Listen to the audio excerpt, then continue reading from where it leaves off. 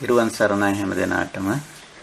අදත් අපේ සුපුරුදු සදහම් හමුව අපි මේ විදියට ආරම්භ කරනවා. අද 2020 වර්ෂයේ අගෝස්තු මාසයේ 6 වෙනිදා බ්‍රහස්පතින්දා දවසක් උදෑසන 6 සිට 8 දක්වා කාලය අපි මේ සඳහා වෙන් කරගෙන තියෙන්නේ දවසේ. ඒ වගේම අපි අන්තර්ජාලය ඔස්සේ මුණ ගැහෙන්නේ ස්කයිප් මාධ්‍යයෙන්.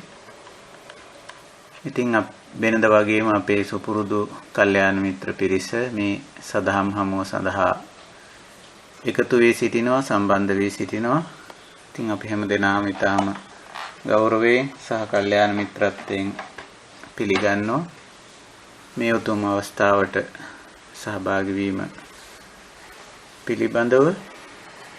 පළමුවෙන් අපි වෙනද වගේම මේ උතුම් ශ්‍රී සද්ධර්මය අවබෝධ කරගෙන ලෝක සත්වයා කෙරෙහි අප්‍රමාණ කරුණාවෙන් දේශනා කොට වදාළ තථාගත බුදු පියාණන් වහන්සේ ගෞරවයෙන් සිහි කරගෙන නමස්කාර පාඨය 3 වාරයක් කියලා බුද්ධ වන්දනාවෙන් අපි අපේ දහම් හමුව ආරම්භ කරමු.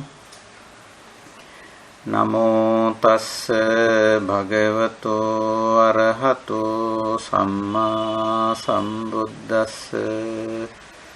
නමෝ තස්ස භගවතෝ අරහතෝ සම්මා සම්බුද්දස්ස. නමෝ තස්ස භගවතෝ අරහතෝ සම්මා සම්බුද්දස්ස. සාදු සාදු සාදු. තිරුවන් සරණයි හැම දිනාටම.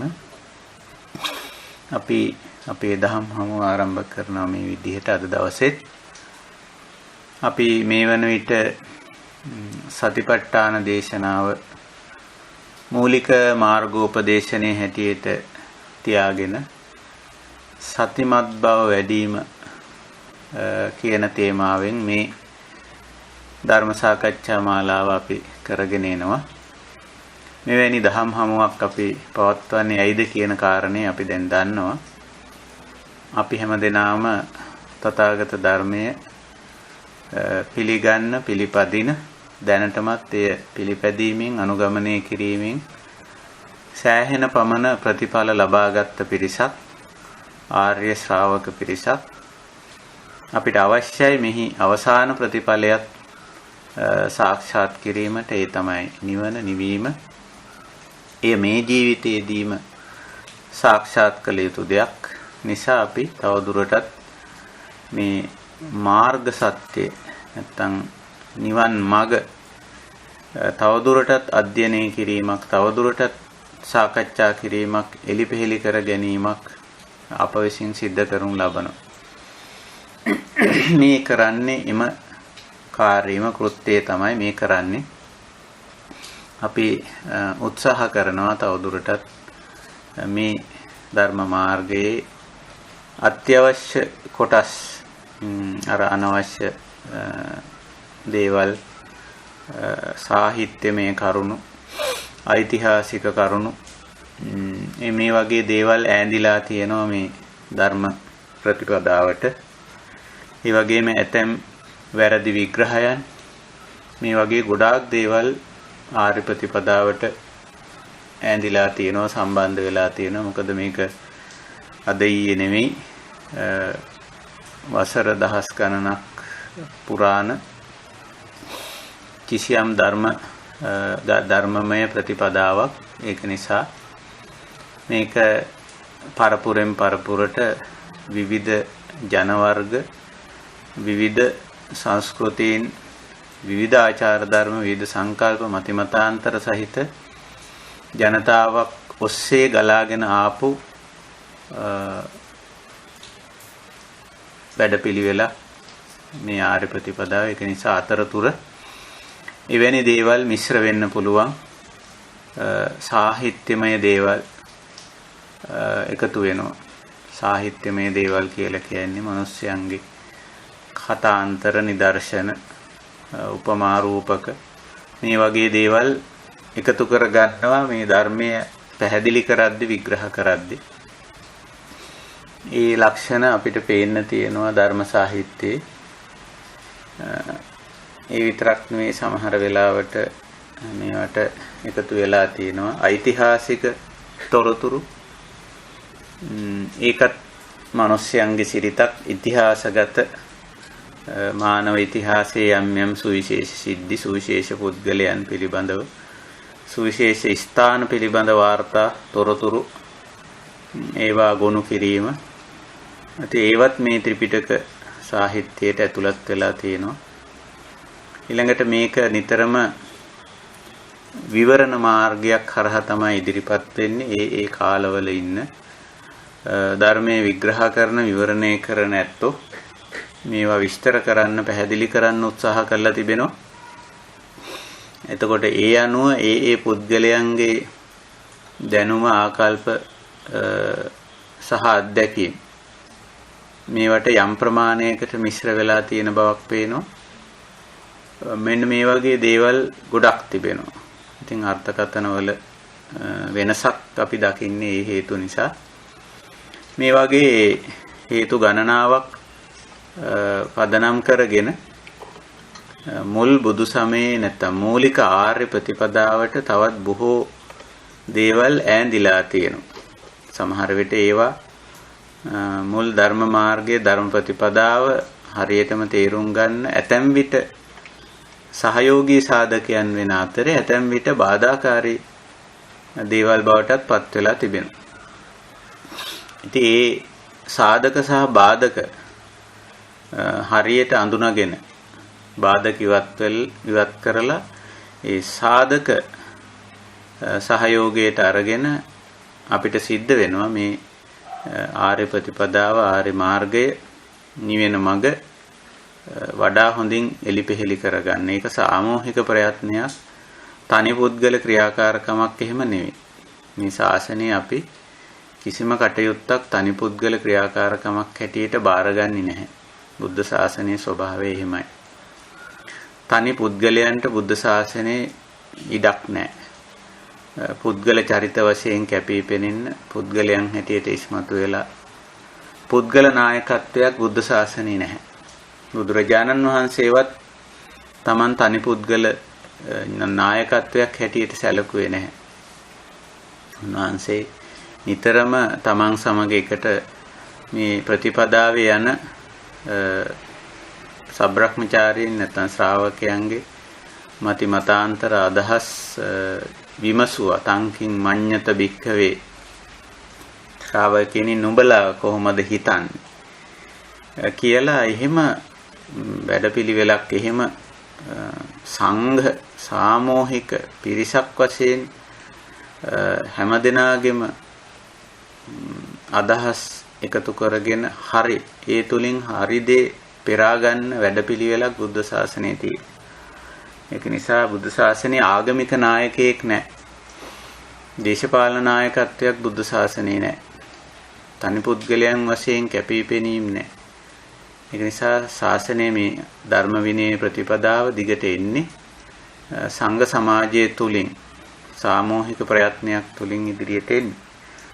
කොහොම නමුත් මේ ගමනේදී අපිට දකින්න ලැබෙන ওই විදිහේ යම් යම් එකතු වී සාහිත්‍යමය දේවල් එක් පැත්තකින් එකතු වෙලා තියෙනවා. ඒ වගේම ඓතිහාසික තොරතුරු ඊළඟට යම් යම් විවරණ සම්ප්‍රදායන් අර්ථකථන සම්ප්‍රදායන් එකතු වෙලා තියෙනවා. ඉතින් ඕවා සාධක සහ බාධක වෙනවා. ඒ සාධක සහ බාධක තේරුම් අරගෙන අපිට මේක එලිපෙහෙලි කරගන්න බැරි නෑ. ඒ හැකියාව අපිට තිබෙනවා. කොයි මිනිසෙක්ටත් තිබෙනවා. ඒක අපිට කියලා අපි සුවිශේෂ කරගන්නේ නැහැ. මේක අපිට විතරයි කියලා එහෙම එකක් නැහැ. කොයි මිනිසෙක් වුණත් මනවින් මේක සිහිනුවණින් යුතුව අධ්‍යයනය කෙරුවොත් මේකේ තියෙන හර කොටස අරටුව අත්‍යවශ්‍යයෙන් අපිට නිවන් සාක්ෂාත් කිරීම පිණිස වමනා කරන කොටස මනාකොට තෝරා බේරා ගන්න පුළුවන්. එහෙම තෝරා බේරා ගත්තම මේ කටයුත්ත නැත්තම් මෙහි අවසාන ප්‍රතිඵලය නිවීම සැනසීම මේ ජීවිතයේදීම සාක්ෂාත් කරන්න පුළුවන්. ඉතින් එවැනි ප්‍රයත්නයක අප මේ යෙදී සිටින්නේ කල්යාණ මිත්‍රත්වයෙන් එකතු වෙලා. හොඳයි අපි මාතෘකාවට යමු වෙමු. අපි එතකොට සතිපට්ඨාන ක්‍රමය සතිපට්ඨාන ණය න්‍යාය කියලාත් අපිට ඕනනම් ඒක කියන්න පුළුවන්. අපි දැනට ඉදිරියට අරන් තියෙන. සතිපට්ඨාන ක්‍රමයේ යටතේ සති සම්පජඤ්ඤ විරිය නැත්තම් සතිමා සම්පජානෝ ආතාපි කියන මූලික කුසලතා තුන තමයි ඉස්සරහට ගන්න. එතකොට ඒකෙදි සුවිශේෂත්වයක් තියෙනවා. අපි කලිනුත් කිව්වා මේ ප්‍රතිපදාවෙන් ඉදිරියට එනකොට පුද්ගලයාට කිසිම පුද්ගලයා පූර්ව සුදුසුකමක් පුද්ගලයාගේ අපේක්ෂා කරන්නේ නැහැ. යෝහි කෝචි කවුරු හරි කියලායි බුදු පියාණන් වහන්සේ දේශනා කරා. ඊට වැඩිය වෙනස් ප්‍රවේශයනුත් තියෙනවා. තෙරුවන් සරණ ගිහිල්ලා සීලේ පිහිටලා ඔය ආදී වශයෙන් එතකොට ටිකක් ආගමික හැඩයක් පෙන්눔 කරනවා ප්‍රතිපදාව. තිසරණගත වෙලා ඉතින් බුද්ධ ධම්ම සංඝ කියන තුනුරුවන් පිළිබඳ විශ්වාසය හරියට ඇති කරගෙන ඊළඟට සීලයක් ශික්ෂාපද සමාදන් වෙලා ඒ පැත්තෙන් ඒ ශික්ෂාපද රකින්නෙක් බවට පත් වෙලා මේ එවැනි ක්‍රමයකුත් මේකේ තියෙනවා නැතුව නෙවෙයි. නමුත් මේ සතිපට්ඨාන ක්‍රමය හරිම විවෘතයි. සම්පූර්ණ විවෘත එකක්. තුනුරුවන් සරණ යාමක්, සිල් සමාදන් වීමක්, ඒ වගේ පූර්ව සුදුසුකම් වැනි දේවල් සතිපට්ඨාන ක්‍රමයේදී අපේක්ෂා කරන්නේ. යෝහි කෝචි කවුරු හරි වේවා ඕනම පුද්ගලයෙක් ඕනම ජාතියකට ජන වර්ගයකට ආගමික භාවයකට සංස්කෘතික තත්වයකට අයිති ඕනෑම පුද්ගලයෙකුට මේ නිවන් මඟට පිවිසෙන්න පුළුවන්කම තියෙනවා. ඒ යද්දි ඉස්සරහට යද්දි මේකේ මේ ප්‍රතිපදාව යටතේ හරිම පැහැදිලිව මේ ගමන ඉස්සරහට යන්න අවශ්‍ය කරන අනුපූර්ව ක්‍රමයේ යටතේ බුදු පියාණන් වහන්සේ කමඨහන් පෙළ ගැස්වීමක් කරලා තියෙනවා. කමඨහන් කියන්නේ මෙහි නිකන් ඉදිරියට යන්න අවශ්‍ය කරන පළවෙනි පඩියට නැංගම ඊළඟ පඩිය හදලා තියෙනවා වගේ. එතකොට උඩට යන්න ඉදිරියට යන්න අවශ්‍ය කරන පඩි සකස් වෙලා තියෙනවා වගේ හරියට. එහෙම නැත්නම් මග සලකුණු දක්වලා තියෙනවා වගේ හරියටම නිවැරදි ආකාරයට ඊතල යොදලා හරි වෙනත් ක්‍රමයකට අපි ගමනක් යනකොට මග සලකුණු යොදලා තියෙනවා නම් විස්තර සහිත බෝඩ් එකක් සහිතව දිශාවක් දක්වලා තියෙනවා නම් හරිම පහසුවෙන් ඒක කියවගත්ත කෙනාට කියව ගන්න පුළුවන් කෙනාට ඒ මාර්ගයේ අපේක්ෂා කරන තැනට ගිය හැකි යන්න පුළුවන්. ඒ වගේ ක්‍රමයක් ඊටාම පහසු ක්‍රමයක්. ඒකයි ඒකායනෝ මග්ගෝ කියලා කිව්වේ. කෙටි මගක් පහසු මගක් සතිපට්ඨාන ක්‍රමය. ඒ අනුව මුලදිම මේ කුසලතා තුන වර්ධනය කිරීමක් කරනවා. සති ධම්ම විචේ විරිය කියන මේ මූලික ගුණාංග තුන. ඉතින් ඒක වර්ධනය කරගෙන ඊට පස්සේ ඍජුවම විදර්ශනාවට බැස ගන්න. නාම රූප ධර්ම වල යථා ස්වභාවය තේරුම් ගන්න. මේ පැත්තට යනකොට අර සීල සමාධි ප්‍රඥා කියන ගුණාංග වලට සොයන්ව අනායාසයෙන් බැස ගැනීම අපිට දකින්න පුළුවන්. ඒ වගේ ලක්ෂණය. එහෙමයි සතිපට්ඨාන ක්‍රමය. ඉතින් මම හිතනවා අපි ගොඩක් සතිපට්ඨාන ක්‍රමයේ යටතේ කරුණු කියන්න උවමනා වෙන්නේ නැහැ. දැන් අපි සතිපට්ඨාන භාවනා ක්‍රමේ සෑහෙන දුරක් පියවර තියලා තියෙනවා. ඉතින් මේ වෙන විට අපි ඉන්නේ ධම්මානුපස්සනා කොටසේ. ඉතින් ධම්මානුපස්සනාවට එනකොට අර සියලු දේ පුලුල් තලයක තියලා දකින්න පුළුවන් වෙනවා. ධර්මතා මට්ටමින්. එතකොට අපි ධර්මතා කිව්වම නාම රූප ධර්ම විදිහට අපි තේරුම් ගත්තා. අවබෝධ කරගත්තා. වෙන කිසිවක් මිශ්‍ර කරන්නේ නැතුව සුද්ධ පිරිසිදුවට ධර්මතා හැටියට මේවා දකින්න. ඒ ධර්මතා නාම ධර්මත් රූප ධර්මත් මූලික වශයෙන් සුද්ධ ධර්ම. පඨවි ආපෝ වායෝ තේජෝ කියන සතර මහා භූතත් ඒවා ගොනු වෙලා සකස් වෙන උපාදාය රූපත් පිරිසිදු ධර්මතා. ඒවා කිසිසේත් කුසල ගණයටවත් අකුසල ගණයටවත් පුඤ්ඤ පාප මේ ගණයට අයිති නැහැ. ඒවා ඇති වෙලා පැවතිලා නැති වෙලා යන හේතුඵල ධර්මානුකූලව ඇති වෙලා පැවතිලා නැති වෙලා යන සුද්ධ ධර්ම. ඉතින් ඒවා ඒ විදිහට දැකගෙන ඒ විදිහට පරිහරණය කෙරුවොත් එතනින් ඉවරයි. මොකොත් අකුසල් සකස් කිරීමක් දුක පිරීමක් දුකට මුල පිරීමක් එහෙම දෙයක් නැහැ. අනිත් පැත්තට නාම ධර්ම වලට හැරුණම වේදනා සංඥා චේතනා පස්ස මනසිකාර මේවා සුද්ධ ධර්ම.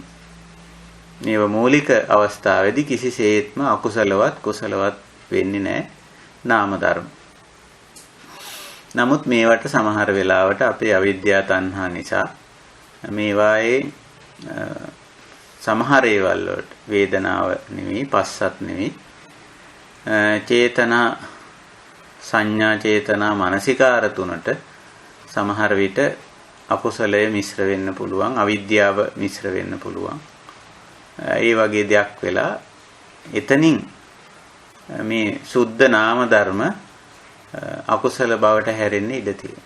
ඉතින් ඒකත් පෙන්වා දීලා තියෙනවා. ඉතින් එහෙම අකුසල බවට හරව ගන්නේ නැතුව ඒ නාම ධර්මත් ඇති වෙලා පැවතිලා නැති වෙලා යන දේවල් හැටියට දැනගෙන දැකගෙන පිළිගෙන අපි මේ විදිහට මේවත් එක්ක කටයුතු කරනවා කියලා කියන්නේ ඇති වෙලා ඇති වුණා හේතුවකින් පවතිනවා හේතුවකින් නැති වෙනවා හේතුවකින්. ඉතින් අපි මේ විදිහට ඒකට ඉඩ දීලා නිකන්. ඕක මැද්දෑවට පැනලා ඕක අල්ලගෙන බදාගෙන මමයේ මගේය මට ඕන හැටියට පවතින්න ඕනේ. ආදී වශයෙන් කියලා ඒ අවිද්‍යාවෙන් මේක බදන්නේ නැහැ. අපි ඕකට උපාදාන කිරීම නිශ්චිත වීම වගේ වචන භාවිතා කරලා තියෙනවා දහමේ තථාගත බුදු පියාණන් වහන්සේ. ඉතින් අපි උපාදාන වෙන්නේ නැහැ. අනුපාදා වෙනවා. නචකින්චි උපාදීයති. මේ සතිපට්ඨාන දේශනාවේ ඇතුළත් වෙලා තියෙන ප්‍රධාන කුසලතාවය. අනිශ්චිතෝච විහෙරති. නචකින්චි උපාදීයති. ඔය කිව්වේ එකම කාරණේ. නිශ්චිත වෙන්නේ නැහැ. ඇලෙන්නේ ගැටෙන්නේ මුලා වෙන්නේ නැහැ. තණ්හා මාන දිට්ඨි වශයෙන් මේක අල්ලගන්නේ නැහැ, බදාගන්නේ නැහැ. ඒවා ඒ විදියට ධර්මතා හැටියට දකින්න. දැකලා ඇති වුණා වගේම පවතිනවා. ඉතින් පැවැත්මෙදිත් නැවැත්මෙදිත් අපි අනිශ්චිතයි. අනුපාදාන. ඒකයි ක්‍රමය. ඉතින් ওই විදිහට අපි පුලුල් තලයක තියලා මේ දේවල් දකින්න දැන් පුරුදු වෙලා තියෙනවා නාම ධර්ම රූප ධර්ම හැටියට. ඒ වගේම මේවයි ක්‍රියාකාරීත්වයේ අන්තර් සංයෝජනය අපි පහුගිය සාකච්ඡාවේදී කතා කළේ මේවා සංයෝග වෙනවා. නාමයි රූපයි කිව්වට ඒව නිකන් ඔය වෙන වෙනම පැත්තකට මේ ගොඩ ගැහිලා තියෙනවා නෙවෙයි මේවා තදුබයම් පටිච්ච උප්පජ්ජති සංයෝජනං කියලා ඔය ආයතන පරිවේදී ආයතන පබ්බේදී අපි තේරුම් ගත්ත කතා කළා. මේ නාම රූප ධර්ම කිසියම් සම්මිශ්‍රණ වී ක්‍රියාත්මක වීමකුත් වෙනවා. ඉතින් ක්‍රියාත්මක වෙනකොට ඒවයි ඵල නිෂ්පාදනය වෙනවනේ ආයතන වලින්. ඉතින් ඒකත් අපි කතා කළා. ඒවත් අපි දැන් දකින්නේ ධර්මතාව විදියට. කුමන ඵලයක්වත් අපි අල්ලගන්නේ බදාගන්නේ නැහැ. මේ ආයතන විශ්ින් සමහර විට අහිතකර ඵල නිෂ්පාදනය වෙන්න පුළුවන්. හොඳ ඵල නිෂ්පාදනය වෙන්නත් පුළුවන්. ඉතින් අපි ඒවත් කතා කළා. කොහොමද මේ ආයතනයකින් චක්කු, සෝත, ගාන, જીවහා, කාය, මන කියන සලායතන වලින් ඵල නිෂ්පාදනය කරන්නේ. මූලික වශයෙන් මේ ආයතනත් ආයතනික ඵලත් සුද්ධ ධර්ම. සමහර විට අපේ අවිද්‍යාව තණ්හාව මිශ්‍ර වුණොත් මේ ආයතන අහිතකර ඵල නිෂ්පාදනය කරන්න ඉඩ තියෙනවා. චේතනා සහ කර්ම කියලා අපි කතා කරා. මේ වයින් නිපදවන ඵල වෙන්නේ චේතනා සහ කර්ම. ඉතින් මේ චේතනා කර්ම අපිරිසිදු වෙනවා අපේ අවිද්‍යාව තණ්හා මිශ්‍ර වුණා. ඒක. ඉතින් ඔන්න ඔය විදිහට අපි සෑහෙන පමණ දුරක් අපි ආවා. ඉතින් මෙතෙන් සිට ඉදිරියට තියෙන්නේ සූත්‍රයේ තවත් පබ්බ දෙකක් තිබෙනවා. බොජ්ජංග පබ්බ සහ සත්‍ය පබ්බ. ඒකට අපි මේ දෙකට අද ඉඳලා යමු වෙනවා. මේ යොමු වීමේදී තවත් කාරණයක් අපි මේ බොජ්ජංග පබ්බේ කතා කරන්න කලින් පැහැදිලි කරන්න අවශ්‍යයි. ඒක අපි කලිනුත් සැකෙවින් දක්වලා තියෙනවා. මේ ධර්මතා මූලික වශයෙන් කොටස් 4කට වෙන් වෙනවා කියලා. පරිඤ්ඤය ධම්ම, පහතබ්බ ධම්ම, භාවේතබ්බ ධම්ම, සච්චිකාතබ්බ ධම්ම වශයෙන්. මේ නාම රූප ධර්ම කොටස් 4කට වෙන් වෙනවා. එතකොට අපි නාම රූප ධර්ම ගැන හොඳට සතිමත් වුණොත්, සිහිනුවන උපද්දලා බැලුවොත් අපිට පේනවා මේ සියලුම නාම ධර්ම සහ රූප ධර්ම ධර්මතා විදිහට පිරිසිඳ දත යුතුය. ඒක තමයි මේ පරිඤ්ඤයයන් කියලා කියන්නේ. ඒක සාමාන්‍යයෙන් පරිඤ්ඤය කියනකොට ඉහළම තලය. අපි දන්නවා දැන් සංඥා භාවනාවේදී අපි කතා කළා සංඥා, විඥාන, පඤ්ඤා, අභිඥා, පරිඥා කියලා මේකේ අපේ ඥානන ශක්තිය ඊටාම ඉහළ තලයට වර්ධනය කිරීම. ওই ඉහළම තලය කිව්වේ හැම දෙයක්ම ධර්මතා මට්ටමින් අවබෝධ කර ගැනීම කියලා. ඒකයි අර පරිඤ්ඤය මට්ටම කියලා කියන්නේ. පරිඤ්ඤයයන් බුදු පියාණන් වහන්සේ ඒක දේශනා කළා අපි දන්න. දුක්ඛං පරිඤ්ඤයයන් ඔය චතුරාර්ය සත්‍ය දේශනාවේදී. මේ පරිඤ්ඤයයන් කිව්වේ ඒකයි. ධර්මතාව විදිහට හේතුඵල ධර්මතාව විදිහට දකිනවා. අවබෝධ කරගන්න. වටහා ගන්නවා, තේරුම් ගන්න කියන එකයි. ඊළඟට එහෙම තේරුම් ගත්ත කෙනාට ඒ සත්‍ය ඥානය කියලා අපි මේ මට්ටම හඳුන්වනවා. සත්‍ය ඥානය.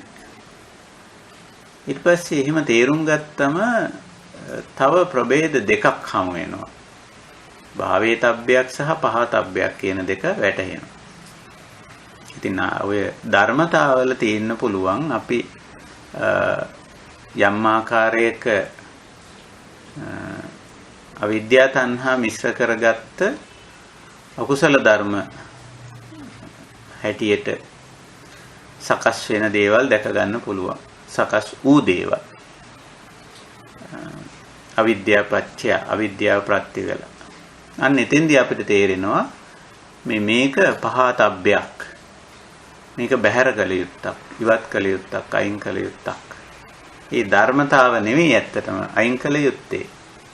මේ ධර්මතාවට මිශ්‍ර වෙලා තියෙන අර අවිද්‍යාව තණ්හාව තමයි අපි අයින් කරන්නේ. ඔතෙන්දිත් හුඟක් අය වරද්ද ගන්නවා ධර්මතාව අයින් කරනවා කියලා. දැන් උදාහරණයක් හැටියට අපි ගමු මේ අකුසල චේතනාවක් කියලා. දැන් චේතනා කියන්නේ නාම ධර්ම වලින් එකක්නේ. වේදනා, සංඥා, චේතනා, පස්ස මනසිකාර කියන නාම ධර්ම වලින් එක කොටසක් තමයි චේතනා කියන්නේ. සිතවිලි හැඟීම්. ඒකට අපි මේ පහතබ්බේදී නැත්නම් බැහැර කිරීමේදී චේතනාව නෙමෙයි අයින් කරන්නේ. චේතනාවට මිශ්‍ර වෙලා තියෙන අකුසලයේ මේක නිකන් සරල උදාහරණයකින් කිව්වොත් අපි මේ පානීය ජලය කියන කාරණේ සකස් කරද්දී අපි කරන්නේ අර ජලයට මිශ්‍ර වෙලා තියෙන සියලු අහිතකර සාධකයන් ඉවත් කරනවා. දැන් සාමාන්‍යයෙන් කිසිම ජලයක් බැලුවොත් බොන මට්ටමේ නැහැ මහ පොළොවේ. අහසින් වැටෙන ජලය, මහ පොළොවේ ගලා යන ජලය, ගැඹුරේ ලිං හාරලා අපි ගන්න ජලය වුණත් 100% බොන මට්ටමේ නැහැ. ඉතින් අපි ලිඳේ ජලය වුණත් සාමාන්‍යයෙන් අපේ සිරිතක් තිබුණා ඉස්සර අපිට පුංචි කාලේ මතකයි. අපේ කලමැස්සේ කලගෙඩි අඩුම ගානේ කලගෙඩි දෙකක් තියෙනවා. කලමැස්ස කියන එක මම හිතන්නේ දන්නවා අපි ගම් වල ගෙයි අගුව පැත්තේ ලී වලින් හදපු මැස්සක් තිබුණා. ඒක උඩ පානීය ජලය තියෙන්නේ කල දෙකක තිබුණා. එන්නේ මැටි කලවල තියලා මැටි කෝප්පයකින් වහලා එහෙම තියෙනවා. එතකොට නිතරම තියෙනවා එක අර ලිඳෙන් ගේන මේ ජල කලය, ඒ වතුර කලය බොන්නේ නැහැ.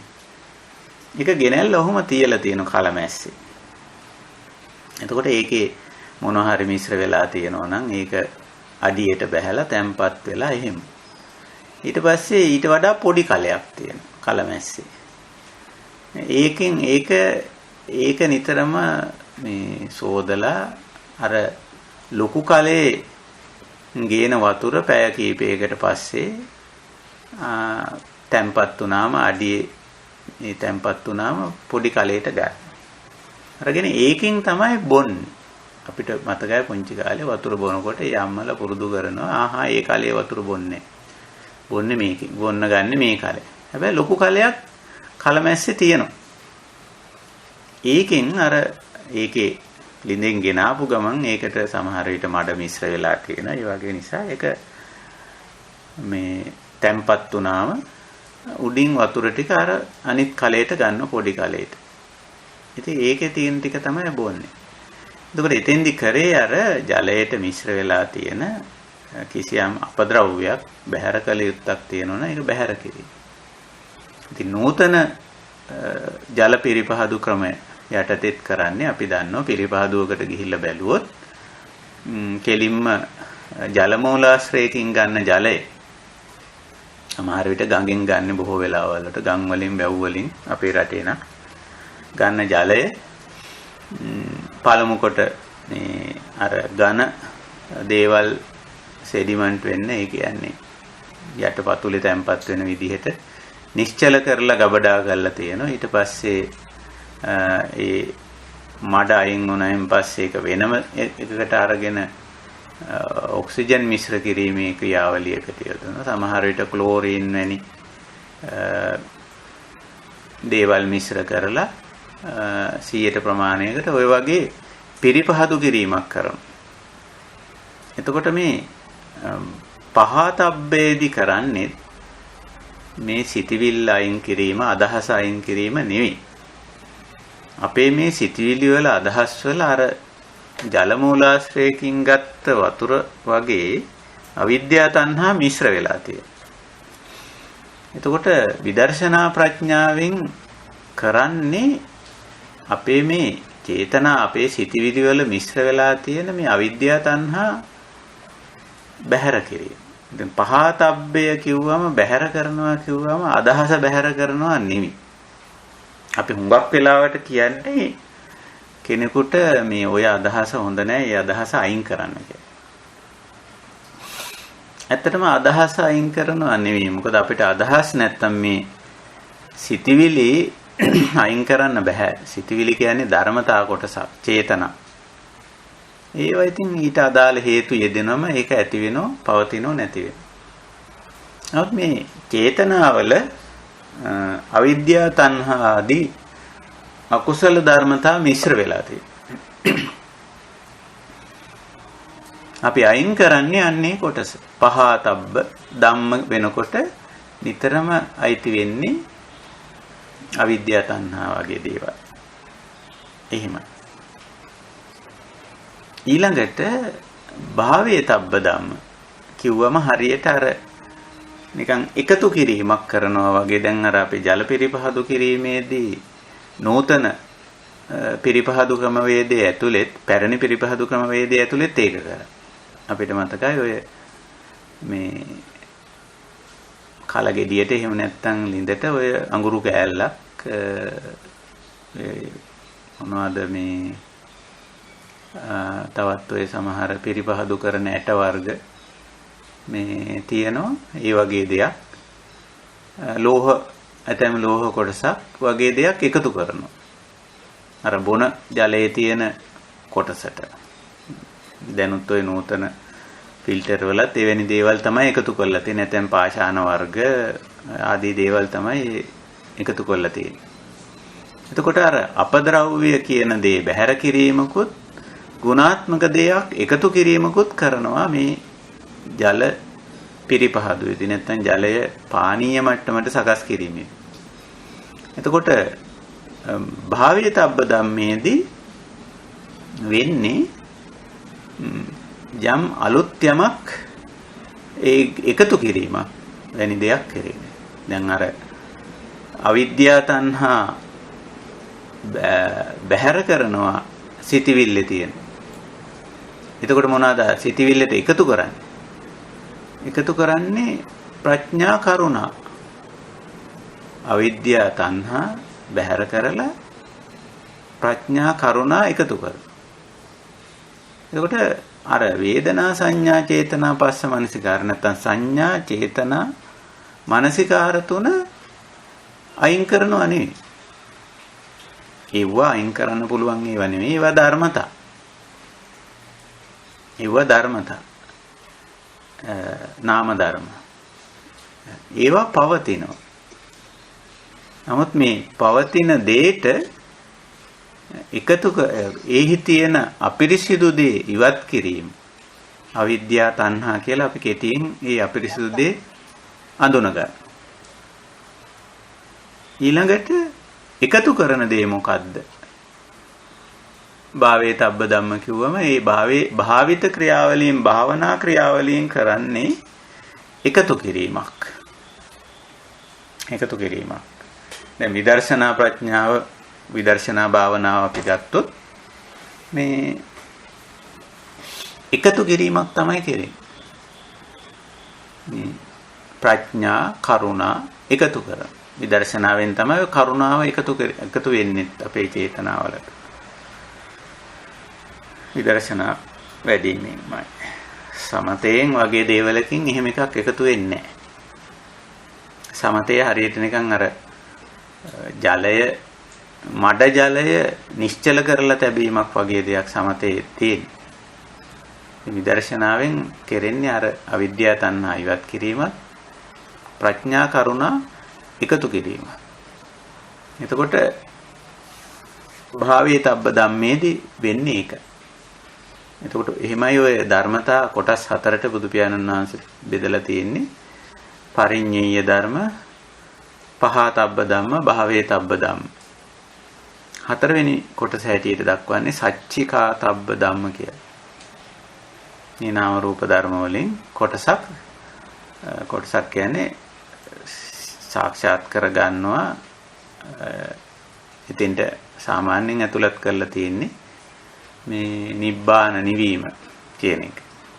එතකොට ඒක ධර්මතාවක් හැටියට ඉගැන්නුවට ඒක ටිකක් සංකීර්ණ කතාවක්. ඒක මේ හේතුඵල ධර්මතාවයක් විදිහට ගන්න බැහැය ආදී වශයෙන් ඔය පිළිබඳ නිවන ගැන එක විවරණ තියෙනවා. මේ නමුත් ඒකත් ධර්මතාවක් හැටියට ඉදිරිපත් කරලා තියෙනවා. චතුරාර්ය සත්‍ය දේශනාවේදී දුක්ඛ නිරෝධං අරිය සත්‍යං සච්චිකා තබ්බන්ති මේ භික්ඛවේ පුබ්බේ අනනුසුතේසු ධම්මේසු කියලා. මේ දුක්ඛ නිරෝධ తත්වයේ නිවීම සැනසීම කියන එක සාක්ෂාත් කළ යුතු ධර්මතාවයක්. ඒකත් ධර්මතාවයක්. එක්තරා ස්වභාවයක්. ඉතින් අර පිරිපහදුවෙන් තමයි ඒක වෙන්නේ.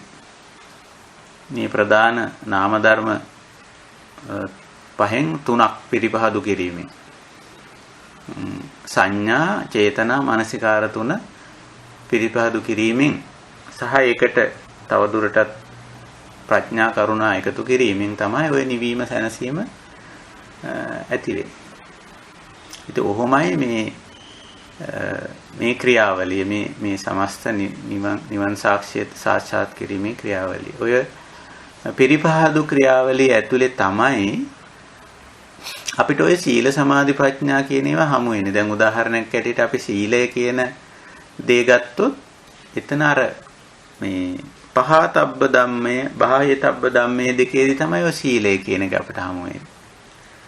දැන් යම් කෙනෙකුට වැටහෙනවා ප්‍රාණඝාත චේතනාව.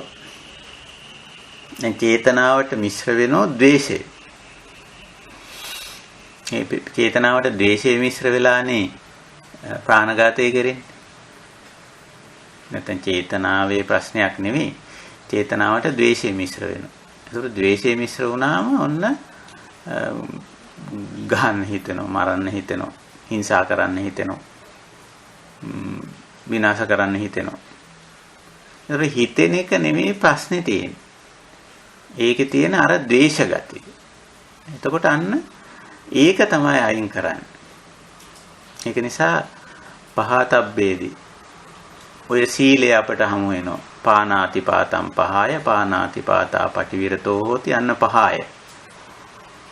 එයාට ඒ කියන්නේ ආර්ය ශ්‍රාවකයාට තේරෙනවා මෙන්න මේක හානි කරයි. මේක අහිත කරයි. මේක දුකට හේතු වෙනවා. මේක ඉවත් කරන්න ඕන මේ ද්වේෂ ගතිය කියලා. ඊළඟට රාග ගතිය අපිට හමු වෙනවා. හොරකම කරන්නේ රාගය නිසා. රාගාංශය ඇලෙනවා යම් කිසි දෙයක් දැක්කම ඒකට ආස කරනවා තදින්. ඊළඟට එතන ප්‍රඥාව නැති වෙනවා. ඒ තමන් ආස කරන දේ නිවැරදි විදිහට, යහපත් විදිහට, හරි විදිහට ඒක ලබා ගන්න, ඒක හරියට භුක්ති විඳින ක්‍රමය දන්නේ නැතිව යනවා. එතකොට එතෙන්දී ඒක දැනුවත් කරනවා. එතකොට හොරකම කරන්නේ, කාම මිත්‍යාචාරය කරන්නේ. ඒ වගේ ඒවා එන්නේ රාගයෙන්නේ. ප්‍රාණඝාතයේ එන්නේ ද්වේෂයෙන්. එතකොට අන්න අර චේතනාව නෙමෙයි ප්‍රශ්නේ තියෙන්නේ. චේතනාවට මිශ්‍ර වෙලා තියෙනවා කිසියම් අවිද්‍යා තණ්හා ආදී අකුසල මනෝභාවයන්. ඒක තමයි පහතබ්බේදී බැහැර කරන්නේ. පහතබ්බේදී බැහැර කරන්නේ. චේතනායින් කරනවා නෙවෙයි. මේක අපි හුඟක් වෙලාවට සියුම් විදිහේ වරදින තැනක්. වරදින තැනක්. සමහර හිතන මේ චේතනා අයින් කරනවා කියලා. ඕක මට හිතෙනවා මේ ටිකක් අවුල් කරලා තියෙන අභිධර්මයේදීත් කියලා. අභිධර්ම සම්ප්‍රදායේදී තමයි ඕක සිත් බෙදලා අකුසල සිත් කියලා කොටසක් වෙන් කෙරුවා. අකුසල සිත් කියලා කොටසක් නෑ ඇත්තටම. චේතනා කියන ඒවා ස්වභාවික නාම ධර්ම කොටසක්. ඒ චේතනාවලට අවිද්‍යාව සහ තණ්හා මිශ්‍ර වීමක් වෙනවා. අර ඇලෙන ගැටෙන ගතිය මිශ්‍ර වෙනවා. ඒ මිශ්‍ර වීම තමයි සුද්ධ කරන්න තියෙන්නේ. ඒක නිසා ඒ ගැටලුව එක්තරා ආකාරයකට සියුම් දෝෂ සහිත විග්‍රහයක් අභිධර්ම වලදී එකතු වෙලා තියෙනවා. මම හිතන්නේ අභිධර්මයටත් වැඩිය පස්සේ කාලේ අභිධර්මයේ විවරණ ග්‍රන්ථ හමු වෙනවා. අභිධර්ම අටුවා වගේ දේවල් වලදී මේ අර්බුදයේ මේ සියුම් දෝෂය එකතු වෙලා තියෙනවා. මම කිව්වේ ඒකයි මුලින්ම අර මේ බුද්ධ දේශනාව විවිධ විදිහට සාධක සහ බාධක එකතු වෙලා තියෙනවා කියලා. ඉතින් අභිධර්ම ග්‍රන්ථවලදී සහ අභිධර්ම විවරණවලදී අභිධර්ම අටුවාවලදී සාධක එකතු වෙච්චත් අපි දකිනවා. බාධකත් එකතු වෙලා තියෙනවා. ඉතින් එවැනි දෙයක් තමයි ඔය කුසල් සිත් අකුසල් සිත් කියලා කරන ලද බෙදීම. ඇත්තටම සිත් කියන ඒවා, චේතනා කියන ඒවා නාම ධර්ම, සුද්ධ ධර්ම. අහවල් එක අකුසල සිතයි කියලා ගන්න බෑ. සිතිවිල්ලට ද්වේෂය මිශ්‍ර වෙනවා, රාගය මිශ්‍ර වෙනවා. රාග ගතිය, ද්වේෂ ගතිය මිශ්‍ර වෙනවා. අවිද්‍යාත්මක ගතිය මිශ්‍ර වෙනවා. එතකොට ඒක තමයි අයින් කරන්න ඕන. සිතිවිල්ල අයින් කරන එක නෙවෙයි. ඒකයි. ඉතින් උදාහරණයක් හැටියට කිව්වොත් යමක් ගන්න හිතෙනවා. නැත්නම් යමක් විඳින්න හිතෙනවා. අපි ගන්න හිතෙන එක කමක් නැහැ ඉතින්. ගන්න පුළුවන් නේ. නමුත් අපිට හොරෙන් ගන්න හිතෙනවා, බලෙන් ගන්න හිතෙනවා, රවට්ටලා ගන්න හිතෙනවා. අර ගන්න හිතෙන එක ඒ චේතනාව නෙමෙයි ප්‍රශ්නේ තියෙන්නේ. මේකට මිශ්‍ර වෙලා තියෙන එක්තරා ආකාරයක අවිද්‍යාත්මක ගතියක් නැත්නම් තණ්හා බරිත ගතියක්, රාග ගතියක් මිශ්‍ර වෙලා තියෙනවා. දැන් නිකන් අවිද්‍යාත්මක ගතියක් මම දකින්නේ. ඒක නිසා බුදුරජාණන් වහන්සේ ඒක අයින් කරනවා. ගන්න. ඒකට කමක් නැහැ. ගන්න. ඉල්ල ගන්න. උපය ගන්න. හම්බ කර ගන්න. ඉතින් මොකක්ද එතන අයින් කරලා තියෙන්නේ? ගන්න කියන එක නෙමෙයි. අර හොරෙන් බලෙන් වංචාවෙන් ගන්න වංචාවෙන් කියන ටික අයින් කරේ. ගන්න කියන ටික අයින් කරේ නෑ. ගන්න ඒ වෙනුවට එකතු කරා ඉල්ල ගන්න, උපය ගන්න, හම්බ කර ගන්න. ඒකට ගන්නවා කියන එක අයින් කරලා නෑ. ඒක මොකද ඒක පුද්ගලයාට අවශ්‍ය දෙයක්. ඊළඟට විඳිනවා කියන පැත්තට ගිහිල්ලා බලමු. ඔය කාමය සම්බන්ධයෙන් තමයි විඳීම තියෙන්නේ හුඟක්. ඇහින් රූප බලලා, කනින් ශබ්ද අහලා, නාසයෙන් දිවෙන් ගන්ධ රස පහස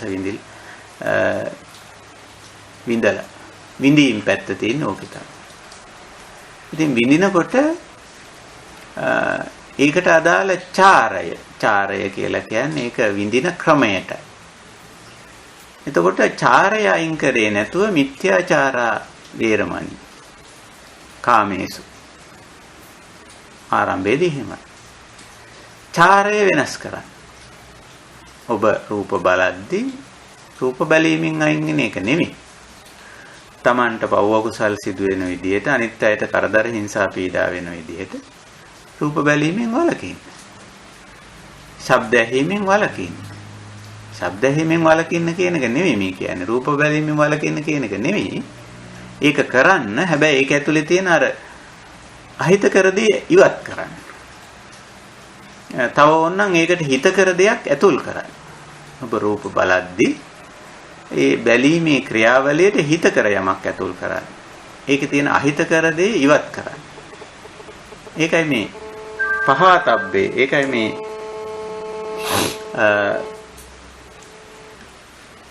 පහතබ්බ ධර්මතාවය කියලා කියන්නේ.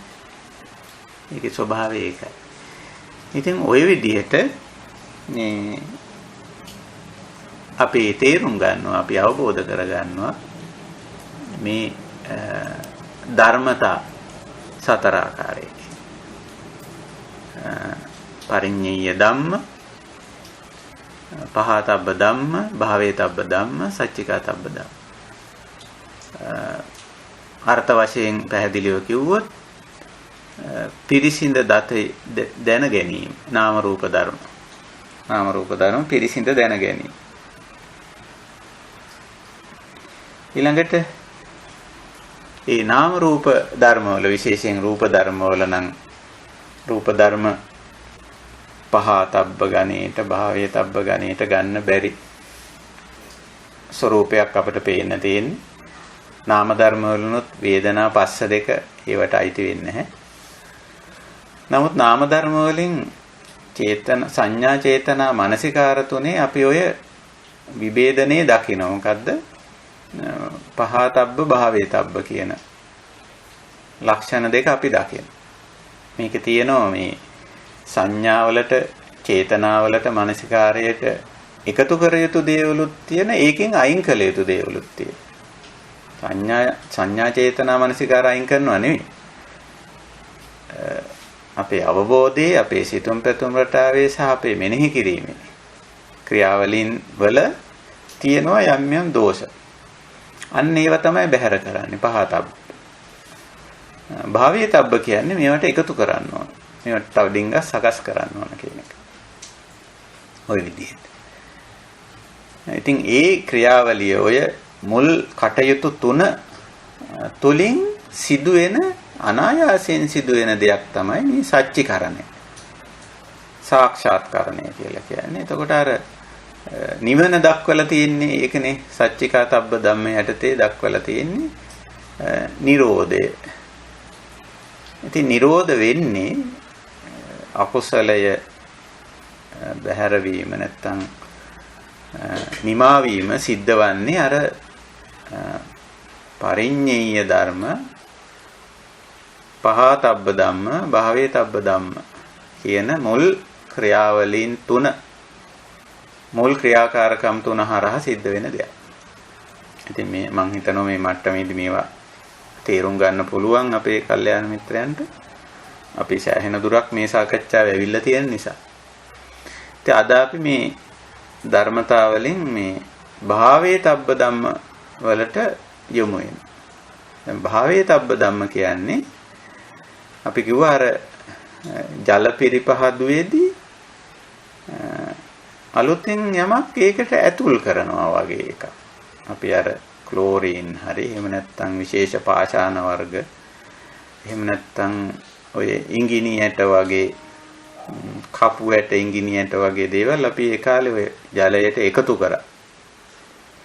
අදත් ඒවම තමයි එකතු කරන්නේ. නවීන විද්‍යාව යටතේ ඒවයි තියෙන සංඝටකම තමයි හොයාගෙන අලුත් ක්‍රමයට එකතු කරන්නේ ජලයට.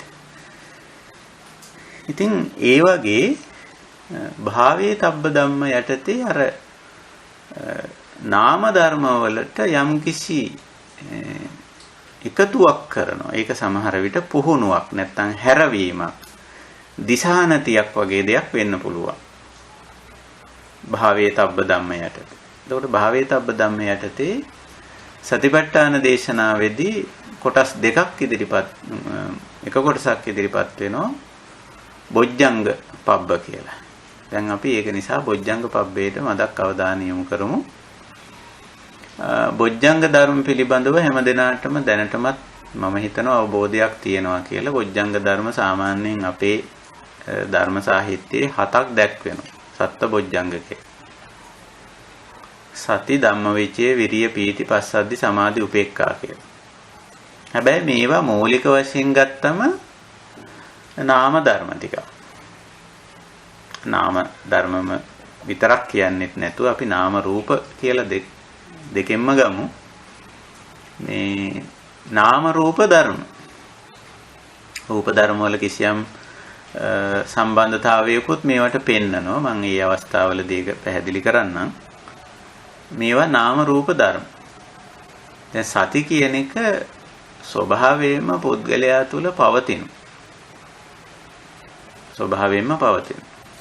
ඒක දෙපැත්තට වැටෙන්න පුළුවන්. ඒකට මිශ්‍ර වෙලා තිබුණොත් අර මඩ වගේ අර මේ අහිතකර දෙයක් මිශ්‍ර වෙලා තිබුණොත් ඒ අවස්ථාව හඳුන්වන්නේ මුට්ටස් සති කියලා. ඒක හොඳ පැත්තට වර්ධනය කරපුවාම හඳුන්වන්නේ උපට්ඨිත සති කියලා. සති කියන ස්වභාවය දෙපැත්තට වැටෙන්න පුළුවන්. ධර්මයේ. ඉතින් උපට්ඨිත සතියත් එළඹ සිටි සිහිය කියන එකත් තවත් එහාට වර්ධනය කිරීම බොජ්ජංග සති කියලා කියනවා. පිරිපහදු කරලා ගත්ත සතිය යොදනවා හරියටම ඉලක්කයට. දැන් බොජ්ජංග සතියේ විශේෂත්වය ඒකයි. දැන් මේ බොජ්ජංග පිළිබඳ අපිට හමු වෙන තැන් තියෙන ධර්ම සාහිත්‍යයේ ඒවත් ටිකක් මතක තියාගන්න එක හොඳයි.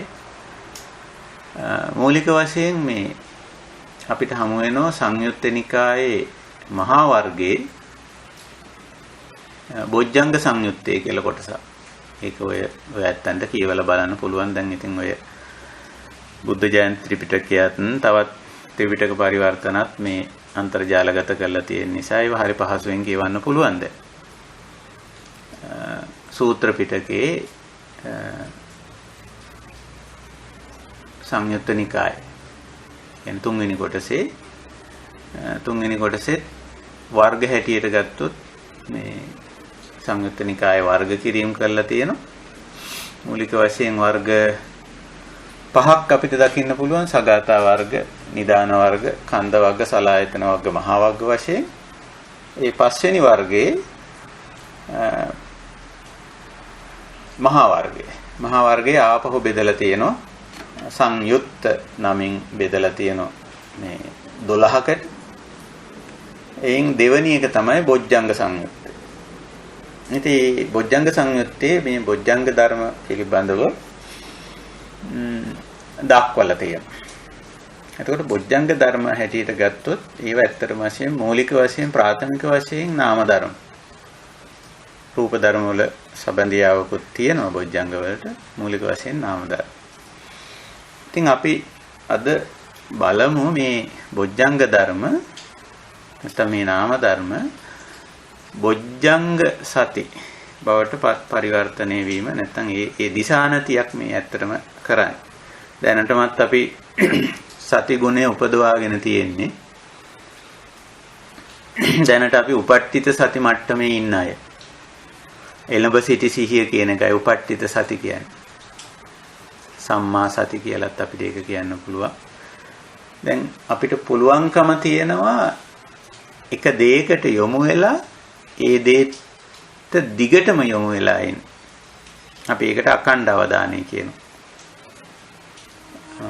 අඛණ්ඩ අවධානය පවත්වන්න පුළුවන්කම තියෙනවා. එතකොට ඒක උපට්ඨිත සති ගුණය. අර එහෙම බැරි ගතිය මුට්ට සති කියලා හඳුන්වන්නේ පාලි භාෂාවෙන් කියන්නේ.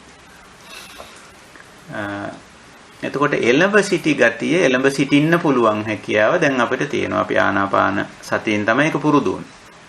ආනාපානයට එළඹ සිටින්න පුළුවන් අපිට. ආනාපානයෙන් පුරුදු වුණු දේ අපි ඉරියාපතේ එළඹ සිටින්න පුළුවන්. එදිනෙදා වැඩවල එළඹ සිටින්න පුළුවන්. උපට්ඨිත වෙන්න පුළුවන් අපිට. දිගට අඛණ්ඩ අවධානය තියාගෙන මේ වැඩේ මුලැමැද අග කරන්න පුළුවන්. ඉතින් මේ හැකියාව දැන් අපිට තියෙනවා. ඒ වගේම ඊට අපි එකතු කරලා තියෙනවා සම්පජාන කාරී ගති.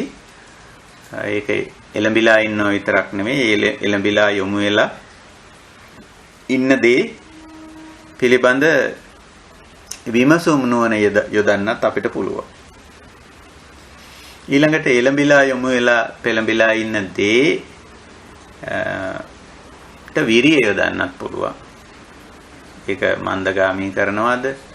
ඒක සම මට්ටමේ පවත්වනවද? ඒක ශීඝ්‍රගාමී කරනවද? ඒකේ තියෙන මොන දේද අයින් කරන්න ඕන? මොන දේද ශීඝ්‍රගාමී කරන්න ඕන? මොන දේද ඒකේ තියෙන මන්දගාමී කරන්න ඕන කියලා අපිට දැන් තේරෙනවා. විරිය යොදන්නේ අපි එතෙන්ට. අපි යම් දෙයකට එළඹිලා පෙළඹිලා ඉන්නකොට අපි නිකන් සරල උදාහරණයක් ගමු මේකට. අපි කෑම උයනවා කියලා හිතන්නකො. නැත්තම් අපි මොන හරි දෙයක් ලිපේ තියලා ඒ දේ සකස් කරනවා. ඒක සකස් කරමින් ඉන්නකොට අපි මේකට ගින්දර යොදනවා.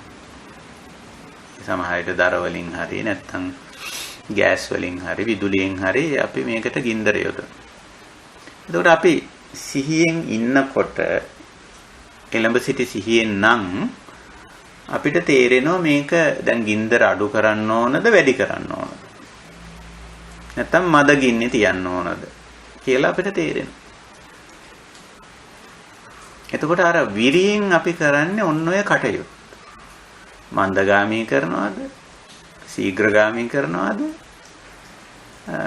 නැත්නම් අවගාමී කරනවද ඒක? නැත්නම් මධ්‍යස්ථ මට්ටමේ තියනවද කියලා අඩු කරනවද වැඩි කරනවද සම කරනවද කියලා. සම මට්ටමේ පවත්වනවද කියලා. විරියෙන් කරා. දැන් අපිට ওই ටික පුළුවන් ওই මට්ටමේ. එළඹෙන්න පුළුවන් ක්‍රියාවට වචනයට සිටිවිල්ලට.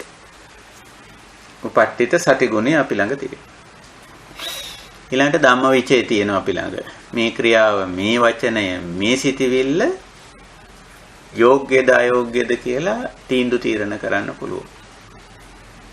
ඊළඟට ඒක අයෝග්‍ය නම් ගින්දර අඩු කරනවා වගේ ඒක අඩු කරන්න පුළුවන් නතර කරන්න පුළුවන්. සමහරවිට අපි ඒක තැනකට ආපුවම ගින්දර ඕෆ් කරලාම දානවා. ස්විච් එක ඕෆ් කරනවා. නැත්නම් ගෑස් එක වහලා දානවා. දර ටික සම්පූර්ණයෙන්ම ඇදලා දානවා. ඒ වගේ මේක දැන් මෙතනින් එහාට ගියොත් මේක අහිත කරයි කියලා දැනගත්ත ගමන්ම ඕෆ් කරන්න පුළුවන් අපිට. ඒ හැකියාව තියෙනවා. කුසල පැත්තෙන් යනකොට අපි සමහර වෙලාවට මේක වැඩි කරන්නත් පුළුවන්.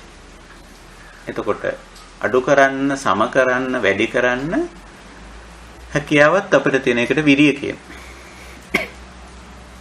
දැන් ඔය ගුණාංග ටික වැඩිලා තියෙනවා. දැන් බුදුරජාණන් වහන්සේ අපිට කියන මේ ගුණාංග හරියටම දිශානතයට ගන්න බොජ්ජංග බෝධියට කියලා. මෙතන බෝධි කිව්වේ නිවනට. බෝධි අංග කියන එකයි බොජ්ජංග කියන්නේ.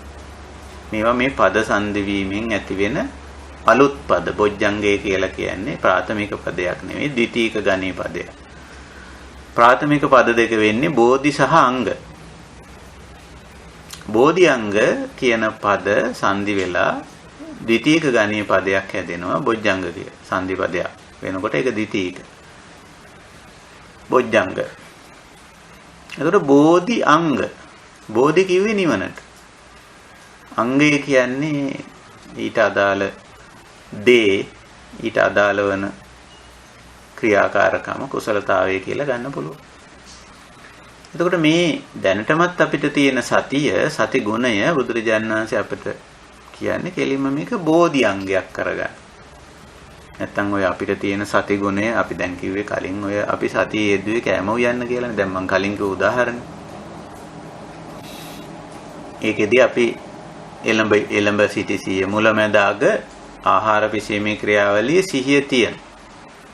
ඒකට පිසිය යුතු දේ නොපිසිය යුතු දේ ඒකට ඇතුළ ඇඩ් කර මේ එකතු කළ යුතු දේත් අපි දාන්න. ඒකේ අඩු වැඩි කළ යුතු දේත් දාන්න. ඉතින් ඒක දන්න නිසා අපිට ඉතාම හොඳට මනාකොට ආහාරයක් පිසලා නිම කරන්න පුළුවන්. ඒ මොකද අර සති ධම්මවිචේ විරිය කියන තුන දැන් වැඩිලා තියෙන්නේ. හැබැයි යෙදුවේ ලෞකික වැඩකට. ලෞකික වැඩට ඕක යොදන්න පුළුවන්. ගුණාංග තුන. දැන් බුදුරජාණන් වහන්සේ අපිට දේශනා කරන කෙලින්ම නිවනට යොදන්න. ඒතකොට නිවනට යොදනකොට මේ බොජ්ජංග ධර්ම ගැන කියද්දී බොජ්ජංග සංයුත්තේට එහෙම ගියාම අපිට පේනවා විශේෂ යෙදුම් වගේක් හමු වෙනවා අපිට. සති සම්බොජ්ජංගම් භාවේති විවේක නිස්සිතං විරාග නිස්සිතං නිරෝධ නිස්සිතං වස්සග්ග පරිණාමෙන් කියලා. එහෙමයි යෙදෙන්නේ. ඒක සතිපට්ඨාන දේශනාවේදී ඒක යෙදිලා නැහැ. බොජ්ජංග පබ්බේදී එහෙම යෙදිලා නැහැ. නමුත් අර නිවන ඉලක්ක කරගන්න බොජ්ජංගයක් වෙන්නේ සතිය. එහෙම වුණොත් තමයි. එතන විවේක නිස්සිතං විරාග නිස්සිතං නිරෝධ නිස්සිතං නිස්සිත කියන වචනේ යෙදෙන. දැන් අපි මෙච්චර දවසක් අනිශ්චිතනේ කතා වුනේ. අනිශ්චිත වෙච්ච අපට ආපහු බුදුරජාණන් වහන්සේ නිශ්චිත වෙන්න කියනවා. ඒ මොකද්ද? දැන් අපි අනිශ්චිත උනේ ඒක අපි මිශ්‍ර වෙනවයි කියලා කියමු, නැත්නම් දිශානතිය ගත්තා කියලා කියමු. ලෞකික පැත්තේ කාම අකුසල පැත්තට යනකොට අනිශ්චිත වෙන්න කියන ඒවට හේතු වෙන්න එපා. දැන් කියනෝ නිශ්චිත වෙන්න කියලා. හේතු වෙන්න කියන, යොමු වෙන්න කියන, දිශානුගත වෙන්න කියන. ඒකයි මේ නිශ්චිත කියන්නේ. හේතු වීමක්, යොමු වීමක්, ඒ දෙසට නැමීමක් මෙතන අදහස් කරන්නේ. මොකටද නැමෙන්න කියන්නේ? දිශානතිය වෙන්න කියන්නේ. ඒ පැත්තට යොමු වෙන්න කියන්නේ. විවේක නිශ්චිතං. විවේකයේ පැත්තට යොමු කරන්න මොකද්ද? සති සිහිය. ඊළඟට ධම්මවිචය. ධම්මවිචය කියන්නේ අර අපි දැනටමත් ගොඩනගාගෙන තියෙන දියුණු කරගෙන තියෙන සම්පජානකාරී ගතිය. ධර්මතා විමසන සොයන විමසන ගතියටනේ ධම්ම විචය කියන්නේ. ඉතින් ඕක අපි කලින් කතා කරලා ඇති මං හිතන්නේ ඒක අපි ළඟ තියෙනවා. නාම ධර්ම රූප ධර්ම පිළිබඳ සොයන විමසන ගතියක් අපේ තියෙනවා. එතකොට ඕක ලෞකික පැත්තට යොදන්නත් පුළුවන් ධම්ම විචය. විචය කියන්නේ නිකන් සොයන විමසන ගතිය. අපේ මනසේ එහෙම තියෙනවා. සද්දයක් ඇහුණත් මොකක්ද ඒ සද්දේ? කොහෙන්ද ආවේ? පොඩ්ඩක් හොයන විමසන ගතියක්. රූපයක් ඇයට දැක්කොත් මොකක්ද ඒ රූපේ? ගඳ සුවඳක් දැනුනොත් මොකක්ද ඒ ගඳ? කොහෙන්ද එන්නේ? එහෙම තියෙනවා. රසයක් දැනුනොත් මොකක්ද ඒ රසය? මං කලින් විඳලා නැහැනේ. හරි ෂෝක්නේ. කොහෙද තියෙන්නේ? මොකේද තියෙන්නේ? ස්පර්ශයක් දැනුනොත් ඒක ඔස්සේ සොයන විමසන ගතියක් වෙනවා. යම් කිසි කාරණයක් මනසට වැටි වුණොත් ධර්මතාවයක් ඒ ගැන සොයන විමසන. මේ සොයන විමසන ගතිය ධම්ම විචය. මේක මූලික වශයෙන් කුසලතාවයක් නෙවෙයි. අර සතිය වගේම මූලික ධර්මතා මූලික නාම ධර්මයක් හැටියට ගත්තොත් කුසලත් නෙවෙයි අකුසලත් නෙවෙයි. ධම්ම විචය. එතකොට ඒක බෝධි අංගයක් වුණා. නිවන පැත්තටම හැරෙව්වොත් තමයි බෝධි අංගයක් වෙන්නේ. ඒක දැන් මෙතෙන්දී අපේ බුදුරජාණන් වහන්සේ කියන්නේ මේ සොයන විමසන ගතිය විවේක නිස්සිතං ධම්මවිචේ සම්බොජ්ජංගම් භාවේති. විරාග නිස්සිතං ධම්මවිචේ සම්බොජ්ජංගම් භාවේති. නිරෝධ නිස්සිතං ධම්මවිචේ සම්බොජ්ජංගම් භාවේති. ඔස්සග්ග පරිණාමෙන් ධම්මවිචේ සම්බොජ්ජංගම් භාවේති. ওই විදිහට. දැන් මේ යොදාගත්ත දේ කෙලින්ම නිවන පැත්තටම යොමු කරා. විවේකය, විරාගය, නිරෝධය, ඔස්සග්ග පරිණාමය කියලා. මේ අර ගැඹුරුම කුසලතාවලට යොදන්න කියන්නේ. එතකොට විවේක අපිට සිද්ධ වෙනවා මෙතෙන්දී බොජ්ජංග පරිවේදී අපිට ටිකක් කතා කරන්න මොකද්ද විවේක, මොකද්ද විරාග, මොකද්ද නිරෝධ, මොකද්ද ඔස්සග්ග පරිණාම. ඒ පැත්තට සතිය හැරෙව්වොත් තමයි ඒක සති සම්බොජ්ජංගම් වෙන්නේ. මනා වූ නැත්නම් නිවනටම හැරවුණු නිවනේම කොටසක් වුණු බෝධි අංගය. බෝධි අංගයක් වෙන්නේ ඒක. බොජ්ජංගයක් වෙන්නේ. නැත්තම් තියෙන්නේ සාමාන්‍යයෙන් සති. ධම්මවිචේ විරිය. ඒක කෙලින්ම බෝධි අංගයක්. එතකොට දැන් දිශානතියක් වගේ දිශාව වෙනස් කිරීමක් වගේ දෙයක්. මේක දැන් ඒ පැත්තට මේ පැත්තට හරව තිබිච්ච සතිය. අපි ලෞකික පැත්තටත් හරවනවා ඉතින්. ලෞකික වැඩ කරගන්න සතිය හරිම හොඳයි. ධම්මවිචය ලෞකික පැත්තටත් හරවනවා අපි. ඒක ඒ වැඩ කරගන්නත් හුඟක් හොඳයි. විරිය ලෞකික වැඩවලටත් බොහොම උපකාරී වෙනවා. ඒවා ප්‍රාථමික මට්ටමේදී බුදුරජාණන් වහන්සේ ලෞකික වැඩවලටත් මේවා යොදන ආකාරය දේශනා කරලා තියෙනවා. ඒක මේ අවශ්‍ය නිසා මොකද ලෞකික වැඩ කරන්න ඕනේ ඒවා නිවැරදි කරගන්න පුළුවන් නේ. සිහියෙන් නුවණින් වීරියෙන් කරනකොට යහපත් කරගන්න පුළුවන් නේ. ඒ නිසා ලෞකික පැත්ත වැඩ දාන්නේ හම්බ කරනකොට හැකී ආරක්ෂා කරනකොට සම්බන්ධතාව පවත්වනකොට යුතුයකම් කරනකොට වගකීම් දරනකොට ඒවටත් මේක යොදලා තියෙනවා. දැන් බෝධි අංගවලදී ඒ පැත්ත නෙමෙයි කෙලින්ම නිවනට පැත්තට මේක යොමු කරා. ඒකයි බොජ්ජංග පබ්බේදී අපිට දකින්න තියෙන නැත්නම් අපිට අපි අඳුනාගත යුතු විශේෂත්වය. එතකොට දැන් මෙතන සතිපට්ඨාන දේශනාවේ බොජ්ජංග පබ්බය ඔබ කියවලා බැලුවොත් ඒකේ තියෙන්නේ සන්තං වා අජ්ජත්තං. මම පොඩ්ඩක් ඒ කොටස කියවන්නම්. මේ මහා සතිපට්ඨාන දේශනාවේ ඒ කොටස ආයතන පබ්බේ නිමා වෙලා ඊළඟට බොජ්ජංග පබ්බේ ආරම්භ වෙන්නේ පුනච පරම්භික්ක වේ බික්ඛු ධම්මේසු ධම්මානුපස්සේ විහෙරති සත්තසු බොජ්ජංගේසු කියලා බික්කවේ ශ්‍රාවකයිනි පුන නැවත අපරංච තවත් කමඨහනක් මම කියනවා ධම්මේසු ධම්මානුපස්සේ විහෙරති මේ ආර්ය ශ්‍රාවකයාට මේ ධර්මතා පිළිබඳ ප්‍රවීණතාව ඇති කර ගැනීමෙහිලා සත්තසු බොජ්ජංගේසු එහිලා බොජ්ජංග ධර්ම 7 තමයි ඉදිරියට ගන්න. ඊට පස්සේ කතංච පන වික්කවේ ශ්‍රාවකින කොහොමද මේ ආර්ය ශ්‍රාවකයා සත්ත්වසු බොජ්ජංගේසු ධම්මේසු ධම්මානුපස්සී විහෙරති. සප්තබොජ්ජංග ධර්මවල ධර්මතා විදිහට දකිමින් ක්‍රියාත්මක වෙමින් වාසය කරන්න කියලා. ඉතින් ඒක විස්තර කරනවා ඉද බික්කවේ බික්කු සන්තං වා අජ්ජත්තං සති සම්බොජ්ජංගං අත්තිමේ අජ්ජත්තං සති සම්බොජ්ජංගෝති පජානාති. මේ සති ගුණය බෝධිඅංගයක් හැටියටම තමා තුළ තියෙනවද කියලා පරීක්ෂාවක නිරත වෙනවා.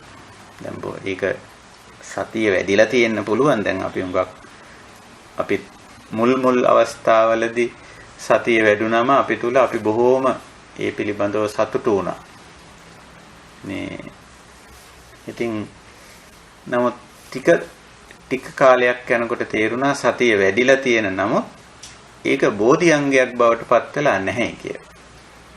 ඒක අර හරියටම දිශාවට යොමු වෙලා නැති බව පස්සේ පේනුණා. එතකොට ආපහු සැරයක් මේක දිශාවට හරිය නිවන පැත්තටම හරවන්න සිද්ධ වුණා. ඉතින් ඒ වගේ දෙයක් අපිට පේනවා. ඒක නිසා මෙතෙන්ට එනකොට කෙලින්ම බලන්න කියනවා අජ්ජත්තං තමා තුළ සති සම්බොජ්ජංගං අත්ති මේ අජ්ජත්තං මගේ මා තුළ සති සම්බොජ්ජංගං අත්ති. සතිය බෝධිඅංගයක් හැටියටම ක්‍රියාත්මක වෙනවද කියලා. කියනවා ඒක දැනගන්න. අසන්තං වා අජ්ජත්තං සති සම්බොජ්ජංගං නත්ති මේ අජ්ජත්තං සති සම්බොජ්ජංගෝති පජානාති. සිහිය ඒ විදිහට නැත්තම් නැති බවක් දැනගන්න. යතාච අනුප්පන්නස්ස සති සම්බොජ්ජංගස්ස උප්පාදෝ හෝති. එහෙම නැත්තම් මේක උප්පාද කරන්න වෙනවා. තංච පජානාති ඒකත් යෝගියා දැනගන්න ඕනේ. යතාච උප්පන්නස්ස සති සම්බොජ්ජංගස්ස භාවනාය පාරිපූර්ණී හෝති තංච පජානාති. මේ තියෙන සතිය මේ නැත්තම් සති සම්බොජ්ජංගයේ තවත් නිවන පැත්තට භාවනා පරිපූර්ණයි. වැඩිම සහ පරිපූර්ණ කිරීම කොහොමද කියලා ඒකත් දැනගන්න. මොකද මේක භාවනා පරිපූර්ණී කරන්න වෙන. මේ වචන දෙක අපිට මේ සාකච්ඡාවේදී හුඟක් වැදගත් වෙනවා. භාවනා වැඩිම පරිපූර්ණ කිරීම පරිපූර්ණ කිරීම කියන එකයි. කොහොමයි මේ ධම්මවිචේ විරිය පීති පස්සද්ධි සමාධි උපේක්ඛා කියන බෝධිඅංග සම්බන්ධයෙන්ොත් ওই විදිහටම ওই දේශනාව තියෙනවා. බොජ්ජංග පබ්බේ මහා සතිපට්ඨාන දේශනාවයි. එතකොට අපි මේ වෙලාවේ හැටියට මේ මුල් බෝධිඅංග 3ට විතරක් අවධානය යොමු කරමු. එතකොට දැන් අපි සති කියන ගුණය දැන් අපි ළඟ තියෙනවා. ඒක යොමු කරන්න වෙනවා අපිට විවේක. ඒක නිශ්චිත කරන්න වෙනවා.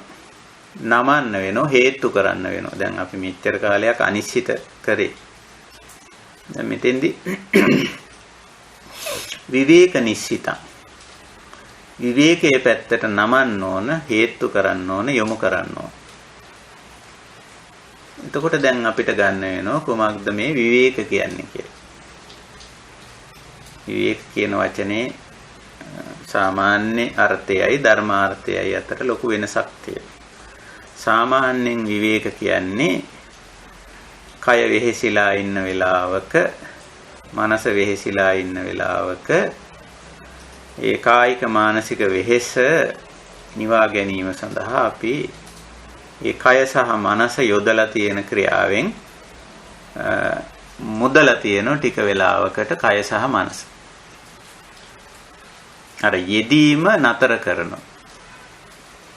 එතකොට කය සහ මනස දෙක ටිකක්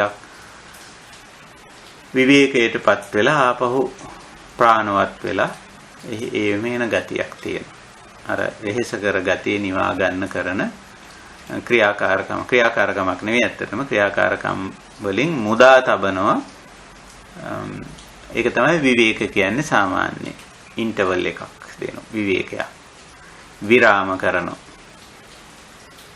ඒක තමයි සාමාන්‍ය ව්‍යවහාරයේදී විවේක කියන්නේ. නමුත් ධර්මයට ගියාම විවේක කියලා කියන්නේ ඊට වැඩිය වෙනස් කාරණයක්. කාය විවේක, චිත්ත විවේක, උපදී විවේක කියලා මේ විවේකයේ තව ටිකක් විග්‍රහ වෙනවා ධර්මයේදී. එතකොට කාය විවේක කිව්වම නිවන පැත්තට යොමුණු කෙනෙක් නිතරම කය මේ නිකන් තියනවා නෙවෙයි ඇත්තටම. එතන කාය විවේක කිව්වම අර සාමාන්‍ය විවහාරයේදී නම් කය යොදලා කයින් වැඩ කරලා මහන්සි වෙලා ටිකක් ඉඳගෙන ඉන්නවා මේ නැත්තම් වැතිරිලා ඉන්නවා. කය ඒ ක්‍රියාවේ යොදන්නේ නැහැ. නමුත් මෙතන කාය විවේක කිව්වම කය ඒකේ යොදන්නේ නැහැ නෙවෙයි. කය යොදනවා. හැබැයි මේ කාම අකුසල පැත්තේ දේවල් වල කය යොදන්නේ නැහැ. නිතරම මේ කුසලයේ සම්බන්ධ දේ කය යොදනවා.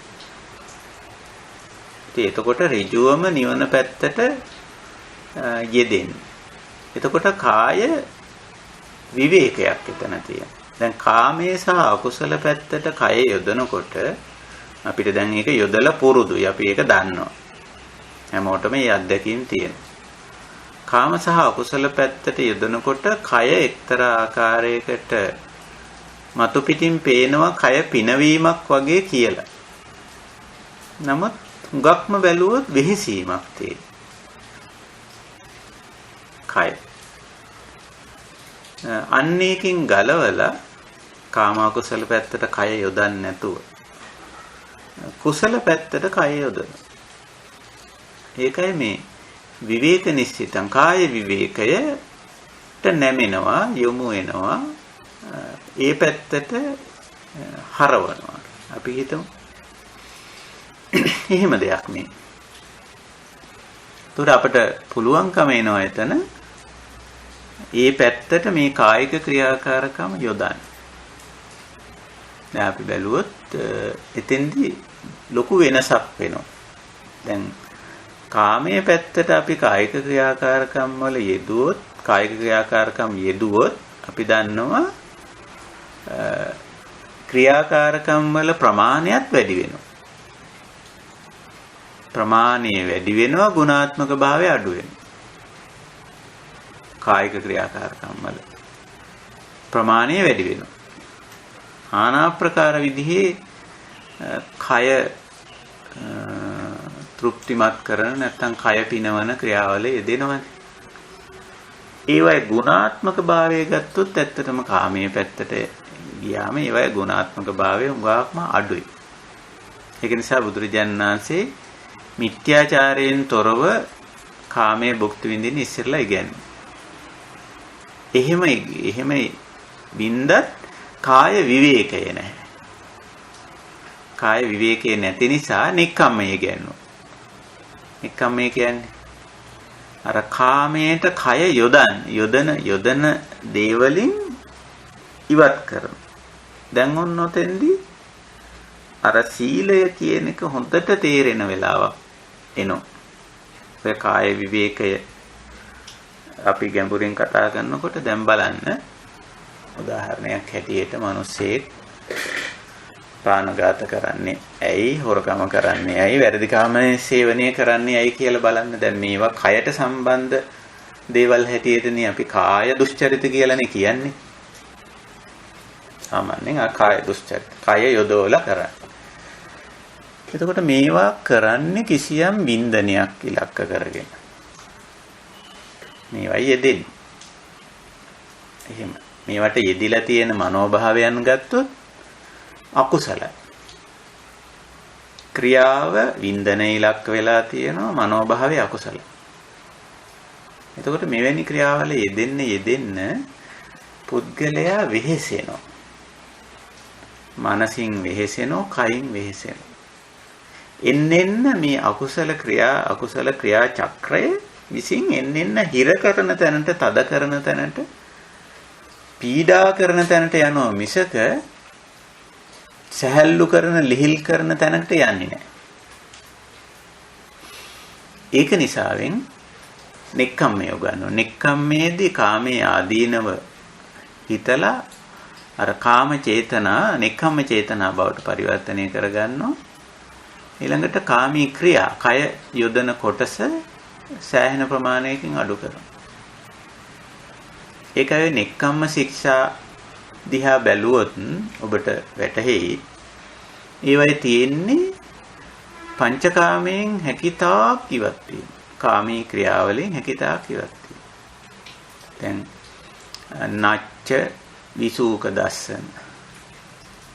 මේවා ඉතින් දර්ශන කාමයට අයිති දෙන්නේ. දර්ශන කාමයට අයිති කායික ක්‍රියාකාරකම්. නච්ච විසූක දස්සන. ගීත වාදිත ගැයුම් වැයුම්. නැටුම් නර්තන ගැයුම් වැයුම්. මේවා ඉතින් කය යෙදවීමෙන් කරන ක්‍රියාකාරකම්. ඉතින් මානසින් විඳිනවා කය යොදවලා. ඊළඟට ගන්ධ විලේපන. ගන්ධ සුවඳ විඳීම. විකාල භෝජන නොයෙක් රස වර්ග සකස් කරමින් විඳීම. උච්චාසයන මහාසයන අබ්‍රහ්මචර්යා ස්පර්ශකාමයේ විඳීම. බලන්න මේ වැඩවලට ගියාම අපිට කොයිතරම් දේවල් සැලසුම් කරන්න වෙනවද, සකස් කරන්න වෙනවද, එකතු කරන්න වෙනවද, කොයිතරම් පුද්ගල සම්බන්ධතා ගොඩක් ඇති කරගන්න වෙනවද, ඊට පස්සේ ඒව නඩත්තු කරන්න වෙනවද කියලා. එතකොට විවේකය අඩු වේද වැඩි වේද? කාය විවේකය. හොඳට හිතලා බලන්න. කාය විවේකේ වැඩි වේද අඩු වේද? ඉතින් අපිට තේරෙනවා මේ පැත්තට ගිය ගමන් කාය විවේකේ අඩු වෙනවා. බරපතල විදිහට කය වෙහෙසන්න වෙනවා. සරල උදාහරණ වලින් අපි කතා කරමු. අපි හිතමු අපි කාටත් ජීවත් වෙන්න ධනෙ අවශ්‍යයි, මිල මුදල් අවශ්‍යයිනේ.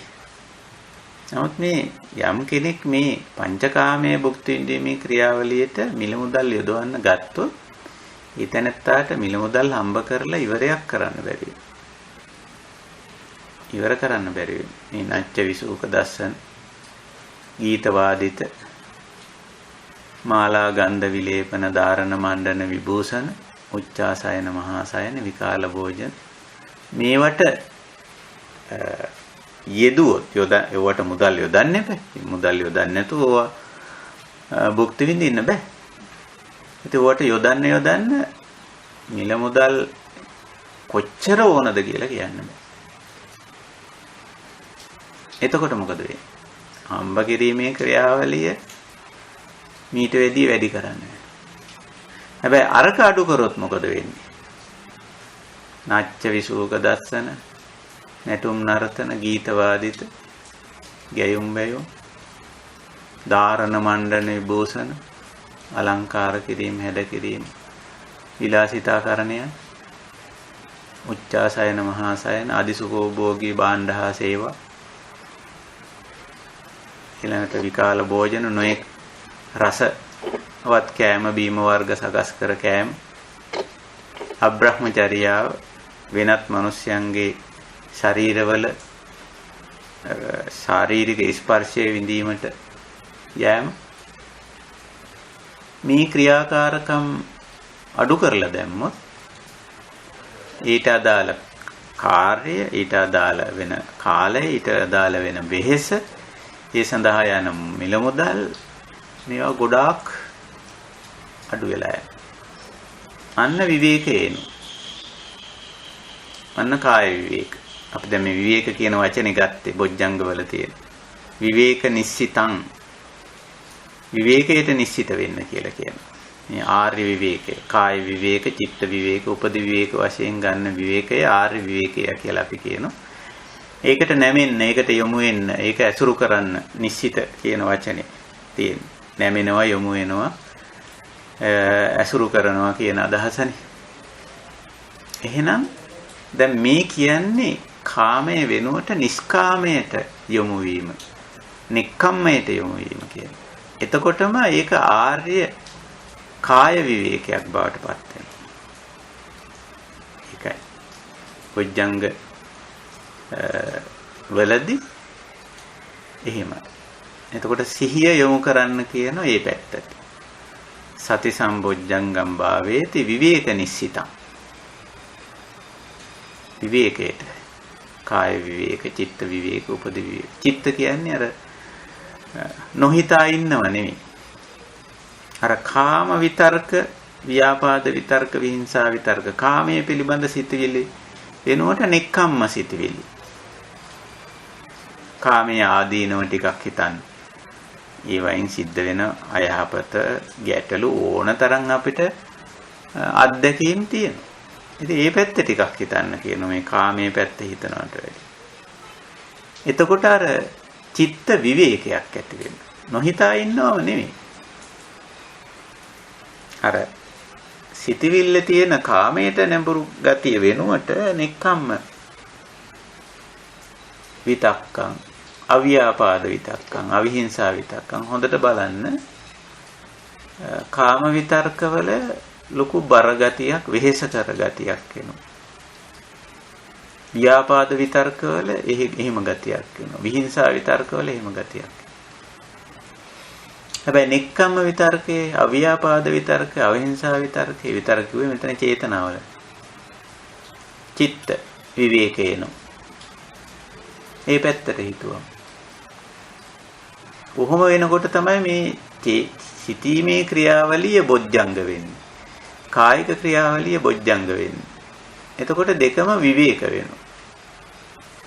විවේක නිශ්චිතං. කාය විවේක, චිත්ත විවේක. උපදි කියන්නේ අපි සාමාන්‍යයෙන් රැස් කරගන්න දේවල්, එකතු කරගන්න දේවල් කියන එක.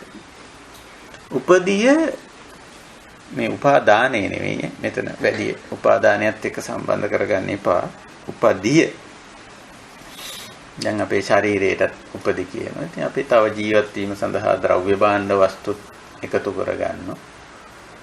මහා පොළොවෙන් අපි කොටසක් වෙන් කරගන්නවා. ඉඩමක් කියලා එකක්. ඉතින් ඒකේ ගියක් දොරක් හදාගන්නවා.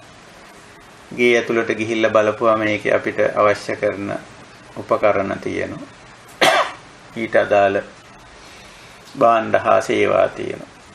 පුද්ගල සම්බන්ධතා ටිකක් තියෙනවා. ওই ටිකට තමයි උපදිය කියලා කියන්නේ.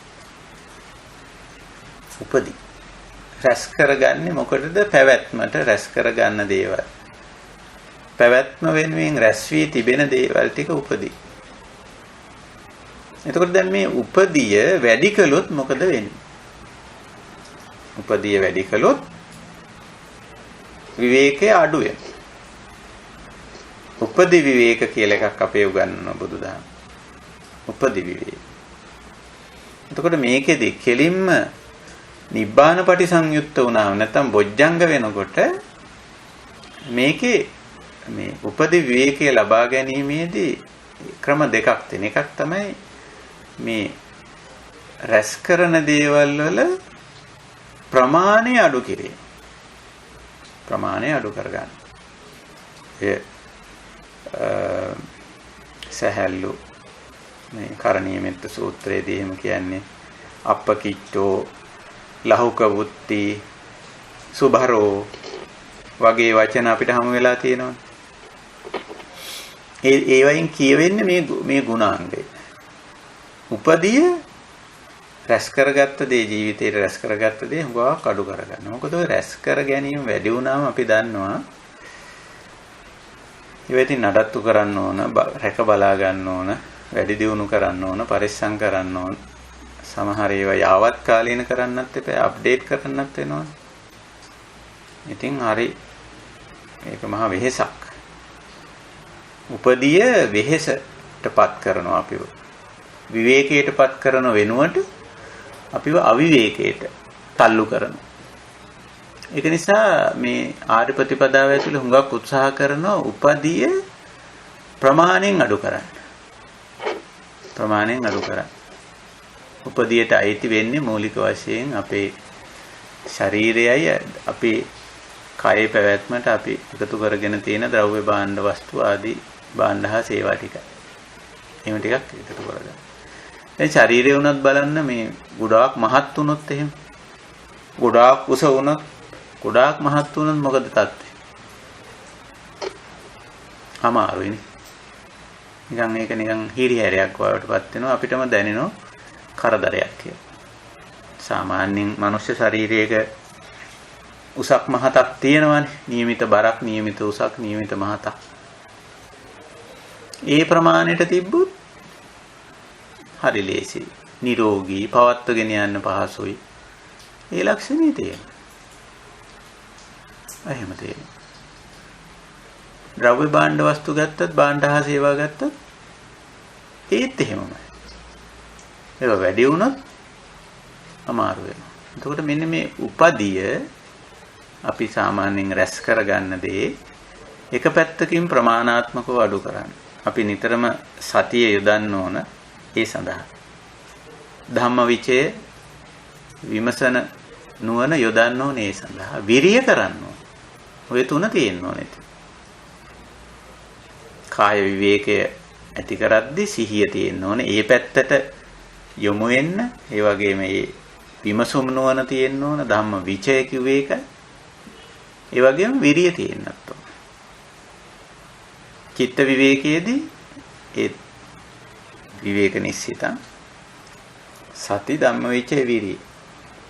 සිහිය විමසුම් නුවණ ප්‍රඥාව. මේ සිහිය විමසුම් නුවණ වීර්යය. තුන යෙදিলা තියෙනවා. ඉතින් ඒකයි මුල් බොජ්ජංග ධර්ම තුන. අර තුනමයි හරියටම බැලුවොත්. ආතාපි සම්පජානෝ සතිමා කියන තුනමයි මෙතන තියෙන්නේ. සතිමා සම්පජානකාරී ආතාපි. සති ධම්මවිචේ විරිය. ඉතින් ඒකට යෙදිලා තියෙන. ඒ පැත්තට යෙදිලා තියෙනවා. ඒ දිශානතියට වෙලා තියෙනවා. ඒ පැත්තට නිශ්චිත වෙලා තියෙනවා. ඒව ඇසුරු කරන බව තියෙනවා. විවේක අපි මේ කතා කරන්නේ. කාය විවේක, චිත්ත විවේක, උපදි විවේක වශයෙන්. එහෙම. ඉතින් ඔන්න ඔය විදිහේ දෙයක් මෙතෙන්දී මේ අදහස් කරන්නේ නැත්තම් කතා කරන දේ ගත්තොත් එහෙම දෙයක් මින් අදහස් වෙන්නේ. ඉතින් කාය විවේක, චිත්ත විවේක, උපදි විවේක මේ විවේකය ඇති කරගන්න අපි සිහිය යොදන්න ඕනේ මේ පැත්තට. කොහොමද මම කාය විවේකය ඇති කරගන්නේ? කොහොමද මම චිත්ත විවේකය ඇති කරගන්නේ? කොහොමද මම උපදි විවේකය ඇති කරගන්නේ? එතකොට අපි කාය විවේක, චිත්ත විවේක, උපදි විවේක ගැන දැනගෙන තියෙනවා. ඒකටනේ බණහන්. එහෙම බණක් ඇහිලා තියෙනවා. එහෙම බණක් ඇහිලා තියෙනවා නැත්තම් බොජ්ජංගය විවේක නිශ්චිතං කරගන්න බැරි වෙනවා. ඒ කියන්නේ සති සම්බොජ්ජංගය, ධම්මවිචේ සම්බොජ්ජංගය, විරිය සම්බොජ්ජංගය විවේක නිශ්චිතං කරගන්න බැරි වෙනවා. විවේකයේ පැත්තට හරව ගන්න බැරි වෙනවා. එහෙම බණක් ඇහිලා නැත්තම්. එතකොට ඒක නිසා එහෙම බණක් අහලත් තියෙනවා. මොකද්ද කාය විවේක, මොකද්ද චිත්ත විවේක, මොකද්ද උපදි විවේක කියලා. ඒ බණ අහලා තියෙන කෙනෙකුට විවේකය ඒ පැත්තට හරවන්න පුළුවන්. සතිය ධම්මවිචේ විරිය ඒ පැත්තට හරවන්න පුළුවන්. මම කොහොමද මේ කාය විවේකය වැඩි කරගන්නේ? මම කොහොමද චිත්ත විවේකය වැඩි කරගන්නේ? මම කොහොමද උපදි විවේකයේ වැඩි කරගන්නේ කියලා ඒ පැත්තට හැරෙනවා දැන්. දැන් මම මේ ලෞකික පැත්තට හිත යොමු කර ප්‍රමාණය ඇති. දැන් ඒ වයින් යාන්තමට යැපෙන ගාන තියාගත්තම ඇති. එතනින් එහාට සම්පූර්ණ හිත යොමු කරනවා, විමසුම් නුවණ යොදනවා, උත්සාහ කරනවා. සති ධම්මවිචේ විරිය. මොකක් සඳහාද? විවේක නිශ්චිතං. විවේකය ඇති කරගන්න. ඉතින් කොහොමයි? ඊළඟට විරාග නිශ්චිතං. හැකිතාක් නොඇලී සිටින්න මේ ධර්මතාවල. නිරෝධ නිශ්චිතං.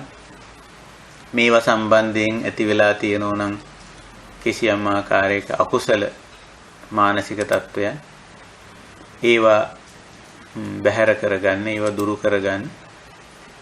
ඉතින් ආදී වශයෙන් මේ අපිට පුළුවන්කම තියෙනවා ඒ පැත්තටම මේ යොමු වෙන්න. මේ පැත්තටම නැමෙන. ඒ නැමෙන යොමු වෙන දිශානුගත වෙන ලක්ෂණයටයි අර නිශ්චිතං කියලා කියන්නේ.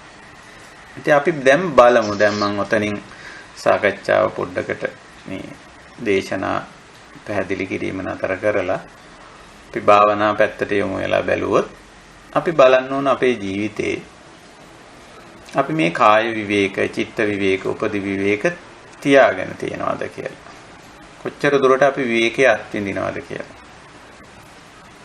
මේ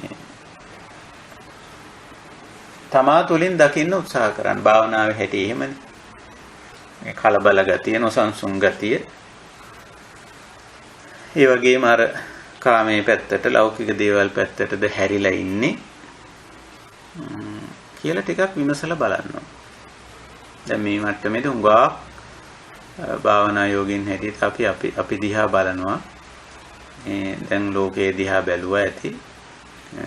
ව්‍යාපාර දිහා බැලුවා, ඉඩකඩම්, දරුමල්ලෝ නොඑක් දේවල් දිහා බල අපි හිටියනේ. ඉතින් එහෙම හිටියට මේ ගමන මේ එතකොට වේගවත් වෙන්නේ නැහැ, මන්දගාමි. වේගවත් කිරීමේදී තමයි මේ බොජ්ජංග සතිවලට ආපුවම ඍජුවම කියන්නේ ඒක විවේකයේ පැත්තට, විරාගයේ පැත්තට, නිරෝධයේ පැත්තට, ඔස්සග්ග පරිණාමයේ පැත්තට යොමු වෙන්න ඕනේ කියලා. ඉතින් ටිකක් මේ හිතලා බලන්න, කල්පනා කරලා බලන්න කොහොමද තත්වය, තමන්ගේ තත්වය ටිකක් හිතලා බලන්න. විවේකයකින් ගත වෙනවද කියලා. කාමයේ පැත්තට, ලෞකික දේවල් පැත්තට හිත යොමු වීම වෙනුවට කාය විවේකයේ පැත්තට යොමු වෙලා ඉන්නවද, චිත්ත විවේකයට යොමු වෙලා ඉන්නවද, උපදි විවේකයට යොමු වෙලා ඉන්නවද? සන්තං වා අජ්ජත්තං කියලා කිව්වේ ඒකයි. අජ්ජත්තං තමා තුල සන්තං වා තියනවද ඇද්දෝ කියලා විමසා බැලීම. ඉතින් එහෙම බලද්දී එහෙම නැත්නම් අසන්තං වා නැද්දෝ මේ කියන தત્ත්වය. මගේ සිහිය ධම්මවිචේ විරිය මේ පැත්තට යෙදිලා නැද්දෝ, යෙදිලා ඇද්දෝ. නැතිනම් අපි ඒක මේ පැත්තට යොදා ගන්නවා. යතාච අනුප්පන්නස්ස සති සම්බොජ්ජංගස්ස, අනුප්පන්නස්ස ධම්මවිචේ සම්බොජ්ජංගස්ස, අනුප්පන්නස්ස විරිය සම්බොජ්ජංගස්ස උප්පාදෝ හෝති තංච පජානාති. කොහොමද මේක මං උපද්දන්නේ?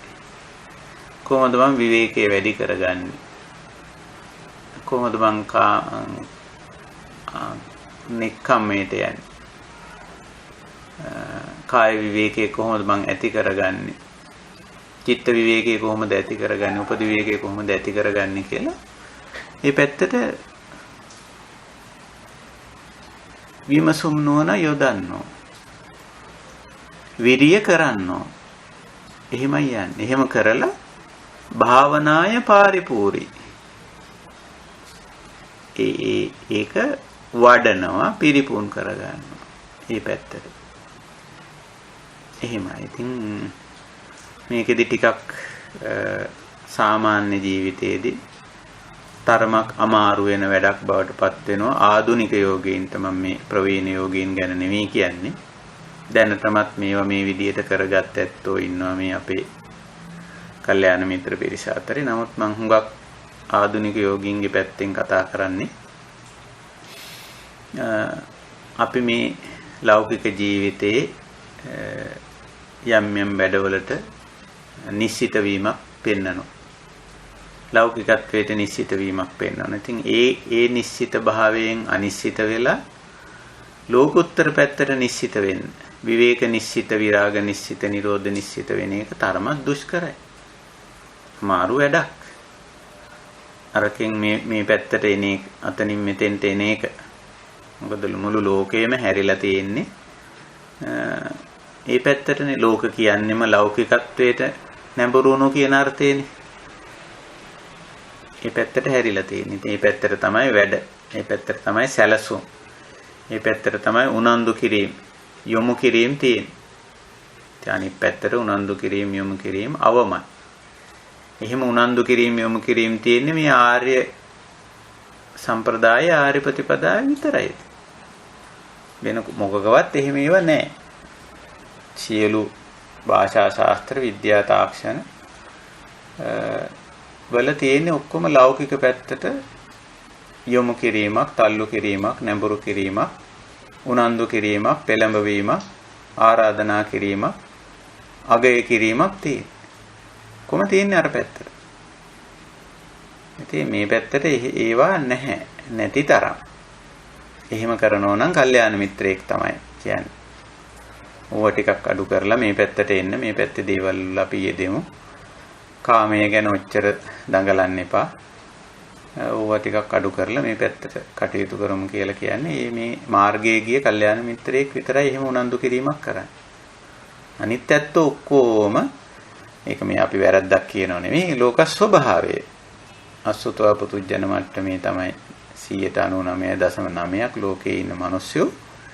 ඉතින් ඒගොල්ලන්ගේ යොමුව 99.9ක්ම මේ කාමය අකුසලයේ පැත්තට. එතකොට විවේක නිශ්චිත නැහැ. එතකොට අවිවේකයි. විරාග නිශ්චිත වෙනුවට රාග නිශ්චිත වෙන්නේ. එහෙමයි. නිරෝධ නිශ්චිත නැහැ. සමුදය නිශ්චිත වෙන්නේ. උපද්දන පැත්තට යන. අකුසලය කාමයේ උපද්දන පැත්තට කාම සිතවිලි කාම ක්‍රියා අකුසල සිතවිලි අකුසල ක්‍රියා උපද්දන පැත්තට. එහි නිරෝධ පැත්තට නෙමෙයි යන්නේ. ඉතින් අපි ඕවා දකින්න ඕන. මේවා ධර්මතා මට්ටමේදී ධර්මතා හැටියට අපි දකින්නේ. දැකලා දැන් අපි ක්‍රමයෙන් මේ පැත්තට අර පැත්තට හැරෙනවා. බෝධිඅංග බෝධි පැත්තට හැරෙනවා. නිවන පැත්තටම යොමු වෙනවා. ඉතින් මෙතෙන් සම්පූර්ණ මේ පැත්තට හැරීමක් අවසාන ඉලක්කයට යෑමක් හැටියට අපි දකින්නේ. හොඳයි. අපිට බෝධිඅංග පිළිබඳව තවත් ටිකක් ඉදිරියට කතා කරන්න වෙනවා. ඉතින් ඒක නිසා මම ඔතනින් අද සාකච්ඡාව නිමා කරන්න කැමතියි. සමහර විට ටිකක් මේවා ශාස්ත්‍රීය ගතියට නැඹුරු වුණාද දන්නේ නැහැ. නමුත් මම හිතනවා අපේ කල්යාණ මිත්‍රයන්ට මේක තේරුම් ගන්න පුළුවන්. ඉදිරි කාලේ අපි වෙනදා වගේ අපේ අදහස් සුදහස් ඉදිරිපත් කිරීමට ප්‍රශ්න ගැටළු සාකච්ඡා කිරීමට වෙන් කරගමු. එතකොට තවදුරටත් මේ පිළිබඳව මොන හරි ගැටළු ප්‍රශ්න තියෙනවා නම් අපිට පුළුවන් වේවි ඒවා निराකරණය කරගන්න. හොඳයි එහෙනම් මම ආරාධනා කරනවා මෙතෙන් සිට අපේ ධම් සභාවේ ධම්ම මණ්ඩපයේ ඉන්න මේ අපේ කල්යාණ මිත්‍රයන්ට මේ ධර්ම සාකච්ඡාවට එකතු වෙන්න කියලා තම අත්දැකීම් හා ප්‍රශ්න ගැටළු එකතු කිරීමේ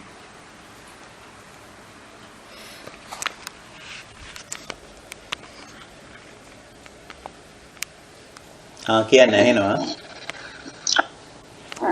දැන් මෙතන සත්‍යපිට්ඨංග ධර්මවලදී අර කාය විවේකය නැමැති උපදී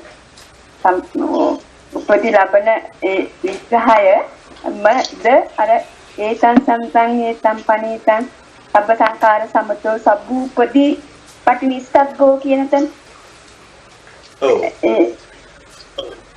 ඔව් දැන් ඇත්තටම ඒකම තමයි එතන අදහස් කරන්නේ උපදීපටි නිස්සග්ගෝ එතනනේ. එතන අර උපදීය එතන ටිකක් උපාදාන කියන අර්ථය එතනට අරන් තියෙනවා. උපාදාන කරගත්ත දේ උපදී කියලා. ඒ ලක්ෂණයත් එතෙන්ට සම්බන්ධ වෙලා තියෙනවා. මෙතන විශේෂයෙන් මේ මට්ටමට එනකොට අර උපාදාන වගේ ස්වરૂපය අඩු වෙලා තියෙන උඟක්ම නැත්තටම නැහැ කියලා අපි කියන්නේ නැහැ. නමුත් තද උපාදාන ගතිය අවම වෙලා නමුත් අර ලෞකික කියන්නේ කාය විවේක, චිත්ත විවේක, උපදි විවේක වගේ දේවල් ඒ තරම්ම මේ පැත්තට නැඹුරු වෙලා නොතිබෙන්න පුළුවන් මේ උපදිය නිසා. අපි එකතු කරගත්ත රැස් කරගත්ත දේවල් වල ස්වභාවය නිසා. එතකොට ඒක ඒ උපදි අඩු කර ගැනීමක් සහ අනිත් පැත්තෙන් මේවට තියෙන මනසේ තියෙන උපාදාන ගතියත් මෙතෙන්ට අපිට කිට්ටු කරන්න පුළුවන්. එහෙම එකක් තියනවාද කියලා ඉතින් අපි බලන්න පුළුවන්. මම හිතන්නේ මේ මට්ටමට එනකොට යෝගියෙක් දැන් අපි පහු කරගෙන ආපු දේවල් බැලුවොත් කායානුපස්සනා, වේදනානුපස්සනා, චිත්තානුපස්සනා, ධම්මානුපස්සනා මට්ටමේදී අපි කතා බහ කර දේවල්, අපි පුහුණු වුණු දේවල් බලපුවාම උපාදානයක් තියෙනවා කියන දේ අපිට ඒ තරම්ම ලොකුවට ගන්න බෑ. මෙතෙන්දී උපදිය අර රැස් වෙලා තියෙන දේ දැනටමත් එකතු වෙලා තියෙන දේවල් ටිකක් තියෙනවා අපේ ජීවිතේ. ඒ ටික පුළුවන් තරම් අවම කර ගැනීමක් පිළිබඳව මෙතන අදහස් කරන්නේ. මොකද කාය විවේක, චිත්ත විවේක, උපදි විවේක කියනකොට කෙලින්ම විවේකයට සම්බන්ධ කරලා මේක කියයි. උපදි අතන උපදිපටි නිස්සග්ගෝ, මෙතන උපදි විවේක, ඒ දෙක ගත්තොත් නිවනේ ස්වභාවය කියනකොට විරාග සංඥා, නිරෝධ සංඥා දෙකේදී උපාදානය හුඟක් මෙතෙන්දී වැඩි බරක් තියෙන උපාදානයේ පැත්තට. මේ උපාදාන පටි නිස්සග්ගෝ කියලා වෙනත් තැන්වල ඒක උපාදාන කියලාම සඳහන් වෙලා තියෙනවා. උපදිපටි නිස්සග්ගෝ කියලා තියෙනවා.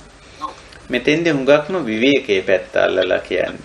අර රැස් වෙලා තියෙන දේවල්, රැස් කරගෙන තියෙන දේවල්, ඒවා අපි මේ තණ්හා මාන දිට්ඨි වලින් රැස් කරගෙන, තණ්හා මාන දිට්ඨි නැහැ දැන්. නමුත් දැන් මේ ගොඩ තියෙනවනේ, රැස තියෙනවනේ, රාශිය තියෙනවනේ, කලෙක්ෂන් එක තියෙනවනේ, අපි එකතු කරගත්ත දේ. අන්න ඒක කොහොමද අපි අඩු කරගත්තොත් තමයි මේක විවේකයට අපිට බර කරගන්න පුළුවන්කම තියෙන්නේ. ඉතින් ඒක නිසා ඔය උපදිපටි නිස්සග්ගෝ සහ උපදි විවේක කියන දෙක අතර සියුම් ආකාරයේ වෙනසකුත් තියෙනවා, යම් සම්බන්ධතාවයකුත් තියෙනවා. අතෙන්දී හුඟක්ම මානසික පැත්ත සලකලා තියෙනවා. උපාදානයේ අතහැරීම කියන එක මෙතෙන්දී හුඟක්ම භෞතික දේවල් හුඟක්ම සැලකිල්ලට අරන් තියෙනවා. අවිවේක වෙනවා භෞතික දේවල් වල ගොඩ රැස රාශිය වැඩිවීම තුළ. ඒක නිසා මෙතන උපදි කියන එකේදී අපි ගත්තොත් හොඳයි භෞතික දේවල් සම්බන්ධයෙන්. එහෙම එක් රැස් වෙච්ච දේවල් අවම කිරීම පැත්තට ගත්තොත්. ඉතින් උපදිපටි නිස්සග්ගෝ, උපදි විවේක කියන දෙක ගැන ඔබතුමී ඇහුවේ. ඒ දෙක ඒ ආකාරයෙන් ගත හැකිනේ, තේරුම් ගන්න පුළුවන්නේ. උපදි විවේකය ලැබෙනකොට අර පැත්ත ටික ටික තුනී වෙන ස්වභාවයකට යවෙනවද? ඔව්, ඇත්තටම දැන් උපදි විවේකේ අපි ඇති කරගන්නේ දැන් මේ උපදි අපි රැස් කරගත්ත දේවල් දිහා අපි බලනවා, මේවා කොච්චර නිවනට උපකාරීද, කොච්චර නිවනට බාධාකාරීද කියලා. මේ උපකාරී සහ බාධාකාරී දෙක අපි විමසා බලනවා.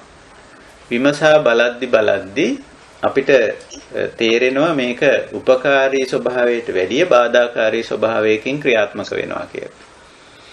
එතකොට තමයි අර මනසේ මේකට යම්කිසි උපාදාන ගතියක් තිබ්බනම්, උපදියට තණ්හා මාන දිට්ඨි ලක්ෂණයක් තිබුණා නම් ඒකත් ඉවත් වෙනවා ඇත්තටම. අර අපිට පේනවා මේක බාධාකාරී. මම මේකේ ගොඩ වැඩි කරගෙන ඉඳීම සහ මේකට මනසින් බැඳී සිටීම කියන දෙක, ඒකේ තියෙන බාධාකාරී ගතිය දකින්න. ඒ දැක්කම මනසේ උපාදානයක් තිබ්බනම් ඒ උපාදානෙත් එතනින් ඉවත් වෙනවා. ඒකයි ස්වභාවය.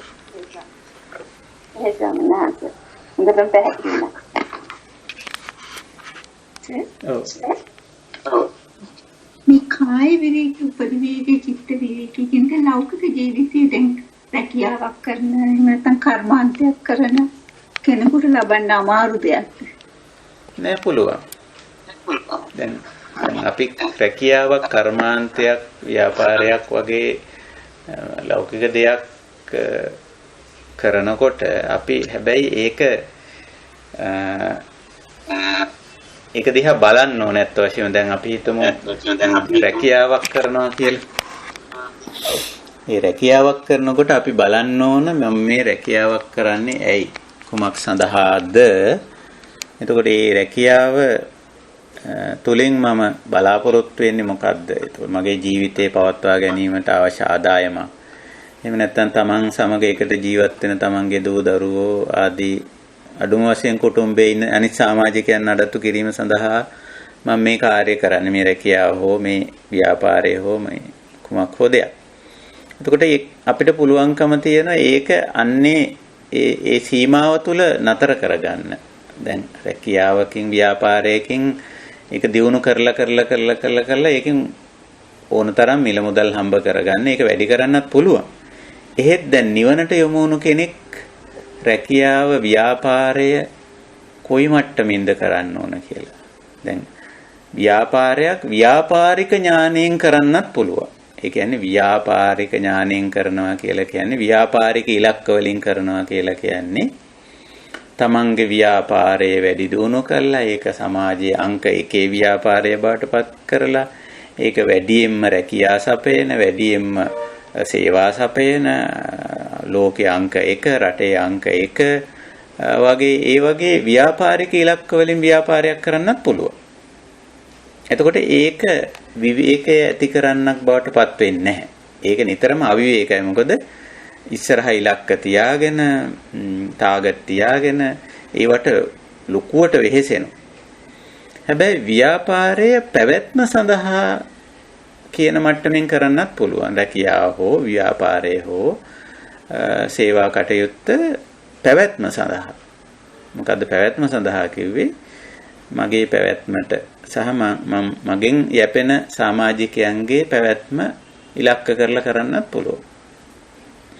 එතකොට නම් ඒක ඇතුලෙන් විවේකයක් උපයන්න පුළුවන්. එහෙම නැත්නම් ව්‍යාපාරයක් ව්‍යාපාරික ඉලක්ක වලින් කරොත් විවේකයක් නැහැ.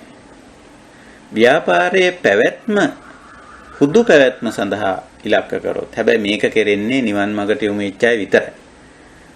නිවන් මාර්ගට යොමු නොවුණු අය ව්‍යාපාර කරන්නේ ව්යාපාරික ඉලක්ක වලින්. රැකියාව කරන්නේ ඒකේ කෙලවරටම උපරිම තලයට ගිහිල්ලා ඉහළම වැටුප් තලයට එන්නේ ඉහළම වරප්‍රසාද ටික ලබන ඉලක්කයෙන් රැකියාව යන. එතකොට එයාගේ නැවැත්මක් නැහැ. යම් කිසි තැනකදී එයා නවතින්නේ නැහැ. හැබැයි පැවැත්ම ඉලක්ක කරගත්තොත් එයාට දැනෙනෝ දැන් මම මෙන්න මෙතෙන්ට ආපුවහම මට පැවැත්මට ඇති. මගේ ව්‍යාපාරේ මෙතෙන්ට ආපුවහම පැවැත්මට ප්‍රමාණවත් කියලා. හැබැයි ඉතින් උතනින් නතර කරන්නේ නැහැ ලෝකෙදින. සාමාන්‍ය ලෝකයේදී ඔය සීමාවල් වලින් නතර වෙන්නේ නැහැ. එහෙම වෙන්නේ ආර්ය ශාවකයෙක් විතරයි. මේක දැන් පැවැත්මට ඇති මේ ව්‍යාපාරය. මේ රැකියාව මෙතෙන්ට ආපුවම මට ඇති කියලා දැනෙනවා. ඉතින් මේ එතනින් එහාට යන්න ගියොත් මේ විවේකේ නැති වෙන්නේ. අවිවේක වෙනවනේ. එතනින් එහාට යන්න ගිය ගමන්. නමුත් අතෙන්දී නතර වුණාම විවේකයේ භුක්ති විඳින්න පුළුවන්. රැකියාව කරනවා, ව්‍යාපාරය කරනවා. නමුත් විවේකයක් තියෙනවා. ඇත්තටම දැන් අපි දන්න සමහර ව්‍යාපාරිකයෝ ඉන්න යෝගීන් අපිත් එක්ක මේ එකතු වෙලා බණ භාවනා කරන ඇත්තෝ. ඊළඟට සමහර අය රැකියාව කරන අය. ඉතින් ඒගොල්ලෝ අර පැවැත්මේ සීමාව තුල දැන් නතර වෙලා ඉන්නේ. නතර වෙලා අපිට කියලා තියෙනවා දැන් ස්වාමීන් වහන්සේ ඉස්සර වගේ නෙමෙයි බණ භාවනා කරන්න සෑහෙන විවේකයක් තියෙනවා කියලා. හැබැයි අර ව්‍යාපාරික ඉලක්ක වලින් ගියොත් විවේකේ නැති වෙනවා. රැකියාව අර ඒකේ උපරිම තලයේ ඉහළම තැන ඉහළම වැටුප් තලයේ ඉහළම වරප්‍රසාදයේ කියන එක ඉලක්ක කරගෙන ගියොත් ඒත් විවේකේ නැති වෙනවා. නමුත් අපි පැවැත්ම කියන සාධකේ තියාගෙන රැකියාව හෝ ව්‍යාපාරය කරොත් අන්න එතෙන්දී අපි සන්තුෂ්ත වෙලා එතන අපි නතර වෙනවා. එතන නතර වුණු ගමන්ම මේ විවේකයේ අපිට භුක්ති විඳින්න පුළුවන්. එහෙමයි. මම හිතන්නේ මේ කාරණේ පැහැදිලි ඇති කියලා. පැහැදිලි ස්වාමීන් වහන්සේ පැහැදිලි. වහන්සේ ගොඩක් පිළි හුඟක් හොඳට පැහැදිලි. මම හිතන්නේ රැකියාවල් කරන අයට මේ ධර්ම මාර්ගයට යොමු වෙලා ඉන්න අයට මේක හුඟක් හොඳ අවවාදයක්. වහන්සේ ගොඩක් පිළි ස්වාමීන් වහන්සේ. හොඳයි අපිට වෙනත් සාකච්ඡා කළ යුතු දේ නැතිනම් අපි දහම් හමුව නිමා කරමු. අද අපි බොජ්ජංග ධර්ම කියන්නේ සති ධම්මවිචේ විරිය කියන මූලික දේවල් වලට විතරයි අපි අවධානය යොමු කරේ. මූලික බෝධිඅංග ධර්ම වලට විතරයි. ඒවයිත් ඇත්ත වශයෙන්ම මේ විවේක නිශ්චිතං, විරාග නිශ්චිතං, නිරෝධ නිශ්චිතං, ඔස්සග්ග පරිණාමින් කියලා සතරාකාරයකින් බුදු පියාණන් වහන්සේ නිතරම බෝධිඅංග හඳුන්වා දෙනවා. බෝධිඅංග බවට පත් වෙන්නේ එහෙම වුණොත් තමයි. විවේක නිශ්චිත වුණොත් තමයි සතිය ධම්මවිචේ විරිය කියන ඒවා බෝධිඅංග වෙන්නේ. විරාග නිශ්චිත වුණොත් තමයි සතිය ධම්මවිචේ විරිය මේවා බෝධිඅංග වෙන්නේ. නිරෝධ නිශ්චිත වුණොත් ඔස්සග්ග පරිණාමණය වෙන විදිහට වැඩුවොත් තමයි මේවා බෝධිඅංග වෙන්නේ. ඉතින් අපි තව ටිකක් මේ පිළිබඳව කරුණු විමසා බලමු. ඉතින් අපි වෙනදා වගේම මේ අපි නැවත මේ සාකච්ඡාවට එළඹෙන්නේ හෙට නෙමෙයි. ඉතින් අනිද්දාවේ ඒ කියන්නේ 8 වෙනි අද 6 වෙනිදා 8 වෙනි සෙනසුරාදාවේ තමයි මේ අපි මුණ ගැහෙන්නේ. ඉතින් ඒ කාරණේත් මතක් කරමින් එතකොට අපි මේ මුණ ගැහුනම තවදුරටත් අපි බෝධිඅංග පිළිබඳ සාකච්ඡාව ඉදිරියට යමු. මම හිතන්නේ මේක ටිකක් වැදගත් වෙනවා. මේ හැරවුම් ලක්ෂයක් වෙනවා, ටිකක් බරපතල. නිවනේම අංගයක් බවට පත් කරගන්නේ කොහොමද? මේවා අපි ටිකක් දැන් මේවා අපි කුසලතාව වර්ධනය කරගත්තම අපි ඇත්ත වශයෙන්ම ලෞකික පැත්තටත් ඒවා යොදනවා. යොදලා ඉතින් ඒ වයින් ලෞකික ප්‍රයෝජන ගන්නවා. ඉතින් එහෙම ගන්න එපා කියලා බුදුරජාණන් වහන්සේ දේශනා කළා නැහැ. උන්වහන්සේත් ඇතැම් අවස්ථාවල මේ කුසලතාවලින් ලෞකික පැත්තේ තියෙන දේවල් යහපත් විදිහට කරගෙන යන්න භාවිතා කරන්න උපදෙස් දීලා තියෙනවා. නමුත් අපි එක්තරා තැනකට එනෝ, සම්දිස්ථානයකට එනෝ, දැඩිව තෝරනෝ ලෞකිකත්වයට මේ බර දේවල් හුඟක් සීමා සහිත කරලා අර අපි අන්තිමට කතා කළා වගේ හුදු පැවැත්මට සීමා කරනවා. හුදු පැවැත්ම කියන එක අපි දන්නවා. මරණය තෙක් පවතින්න මෙන්න මෙච්චරයි අවශ්‍යයි. ඉතින් ඒ සීමාවට බැස්සුවොත් ඕනම දෙයක් විශාල විවේකයක් එනවා. දැන් ආහාර පාන හුදෙක් ජීවිත පැවැත්ම සඳහා විතරයි. විමස්ස කායස්ස තිතිය. ඒ වගේ අර පැවැත්ම පිළිබඳ ඔය මම කතා කරේ නෑ. මේ සිව්පසය පිළිබඳ කතා කරුවොත් එහෙම හරි ලස්සනට පැවැත්මේ සීමාව තුල මේවා නතර කරලා තියෙනවා. ආහාරං ආහාරේමි නේව දවායන මදායන මණ්ඩනායන විභූෂණා යාවදේව හිමස්ස කායස්ස තිතිය. යාපනාය යැපීම. කෙලින් මේ වචනේ යොදලා තියෙනවා. යාපනාය. පාලි වචන. යැපීම මාත්‍රයට යැපීමේ ප්‍රමාණයට ගේනවා. ඉතින් සාමාන්‍ය ලෝකයා යැපීමේ ප්‍රමාණයට ගේන්නේ නැහැ. ඉතින් ඊට වැඩිය ගොඩක් දේවල් ඒකට ඇඩ් කරගෙන තියෙනවා. ඒකයි. ඉතින් ප්‍රවර්ධන කටයුතු ඊළඟට වැඩි දියුණු කිරීම, මේවා තව එක්ස්ටෙන්ෂන්, තවත් අතිරේකයන් නිර්මාණය කිරීම, ඒ තරංගකාරීත්වය, ඊට පස්සේ ව්‍යාපාරික ඉලක්ක, ඔය වගේ නොඑක් දේවල් දාගෙන තියෙනවා. ඉතින් මේ ඔක්කොම ටික කපා හැරීමක් තියෙනවා හුදෙක් යාපනාය. යැපීම සඳහා ආහාරය, නිවාසය, චීවර, පිණ්ඩපාත, ඇඳුම, ඒ ඔක්කොම යැපීම සමා. දැන් ඇඳුම හුදෙක් අතෙන්ට විතරයි. නමුත් ඇඳුමක් බලන්න, ඇඳුමේ කොච්චර අතිරේකයන් ඇඳුමට එකතු වෙලා තියෙනවද කියලා. අතිරේකයන් කපා හැරිය ගමන්ම හුදෙක් ඇඳුම විලිවසා ගැනීමේ ක්‍රියාවලියට සීතලෙන් රස්නෙන් මැසි මදුරු වලින් කය වසා ගැනීමේ සීමාවට සීමා වෙනවා. ඒක තමයි යැපුම් සීමාව කියන්නේ. කයේ යැපීම් සීමාව. ආහාරය හුදු පැවැත්මේ සීමාව. නිවාසය ඒත් අර විදිහටමයි. ඉතින් ඒ ව්‍යතිරේකයන් අතිරේකයන් ඔක්කොම කපා හැරලා ඒ සීමාවට ආවනම් ආපු ගමන්ම ඒක බෝධි අංගයක් බවට හැරෙනවා. අපේ කෑම බෝධි අංගයක් වෙනවා. අපේ ඇඳුම බෝධි අංගයක් වෙනවා. අපේ ගේ බෝධි අංගයක් වෙනවා. අපි කරන රස්සාව බෝධි අංගයක් වෙනවා.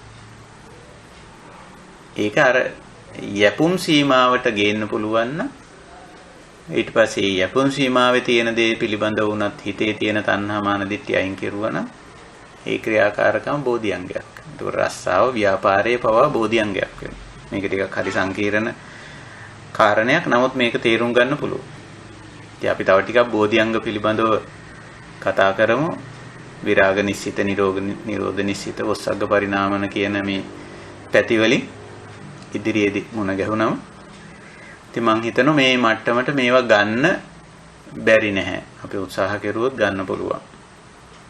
ඉතින් ඒක ලෞකික දෘෂ්ටියෙන් බැලුවොත් නම් ඉතින් කවුරුවත් ඒකට මේ එකඟ වෙන්නේ නෙගටිව් කියයි. පසුගාමී කියයි. මේවට. ඉතින් ඒක එහෙම තමයි. බුදුරජාණන් වහන්සේත් ඒක දේශනා කළාම තියෙනවා.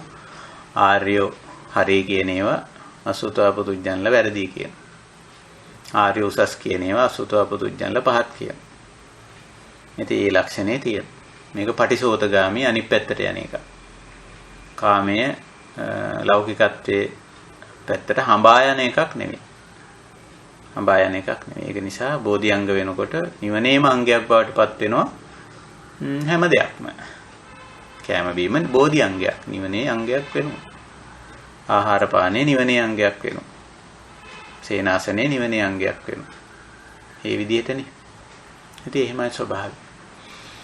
ඉතින් අපි තව ටිකක් මේ පිළිබඳව යමක් කමක් එකතු කරගමු ඉදිරි සාකච්ඡාවලදී.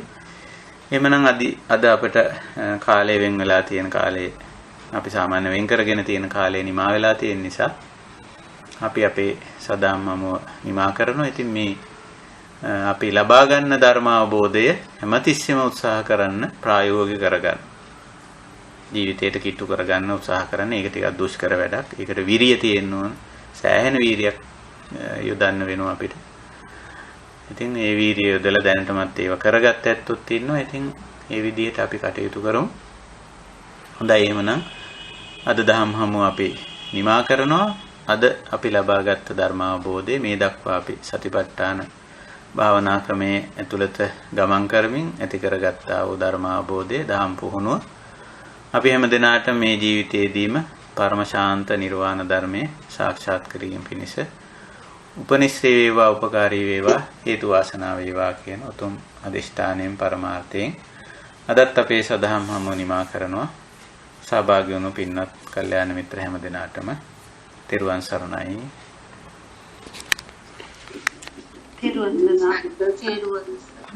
තෙරුවන් සරණයි ස්වාමීන් වහන්සේ.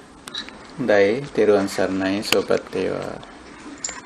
තෙරුවන් සරණයි.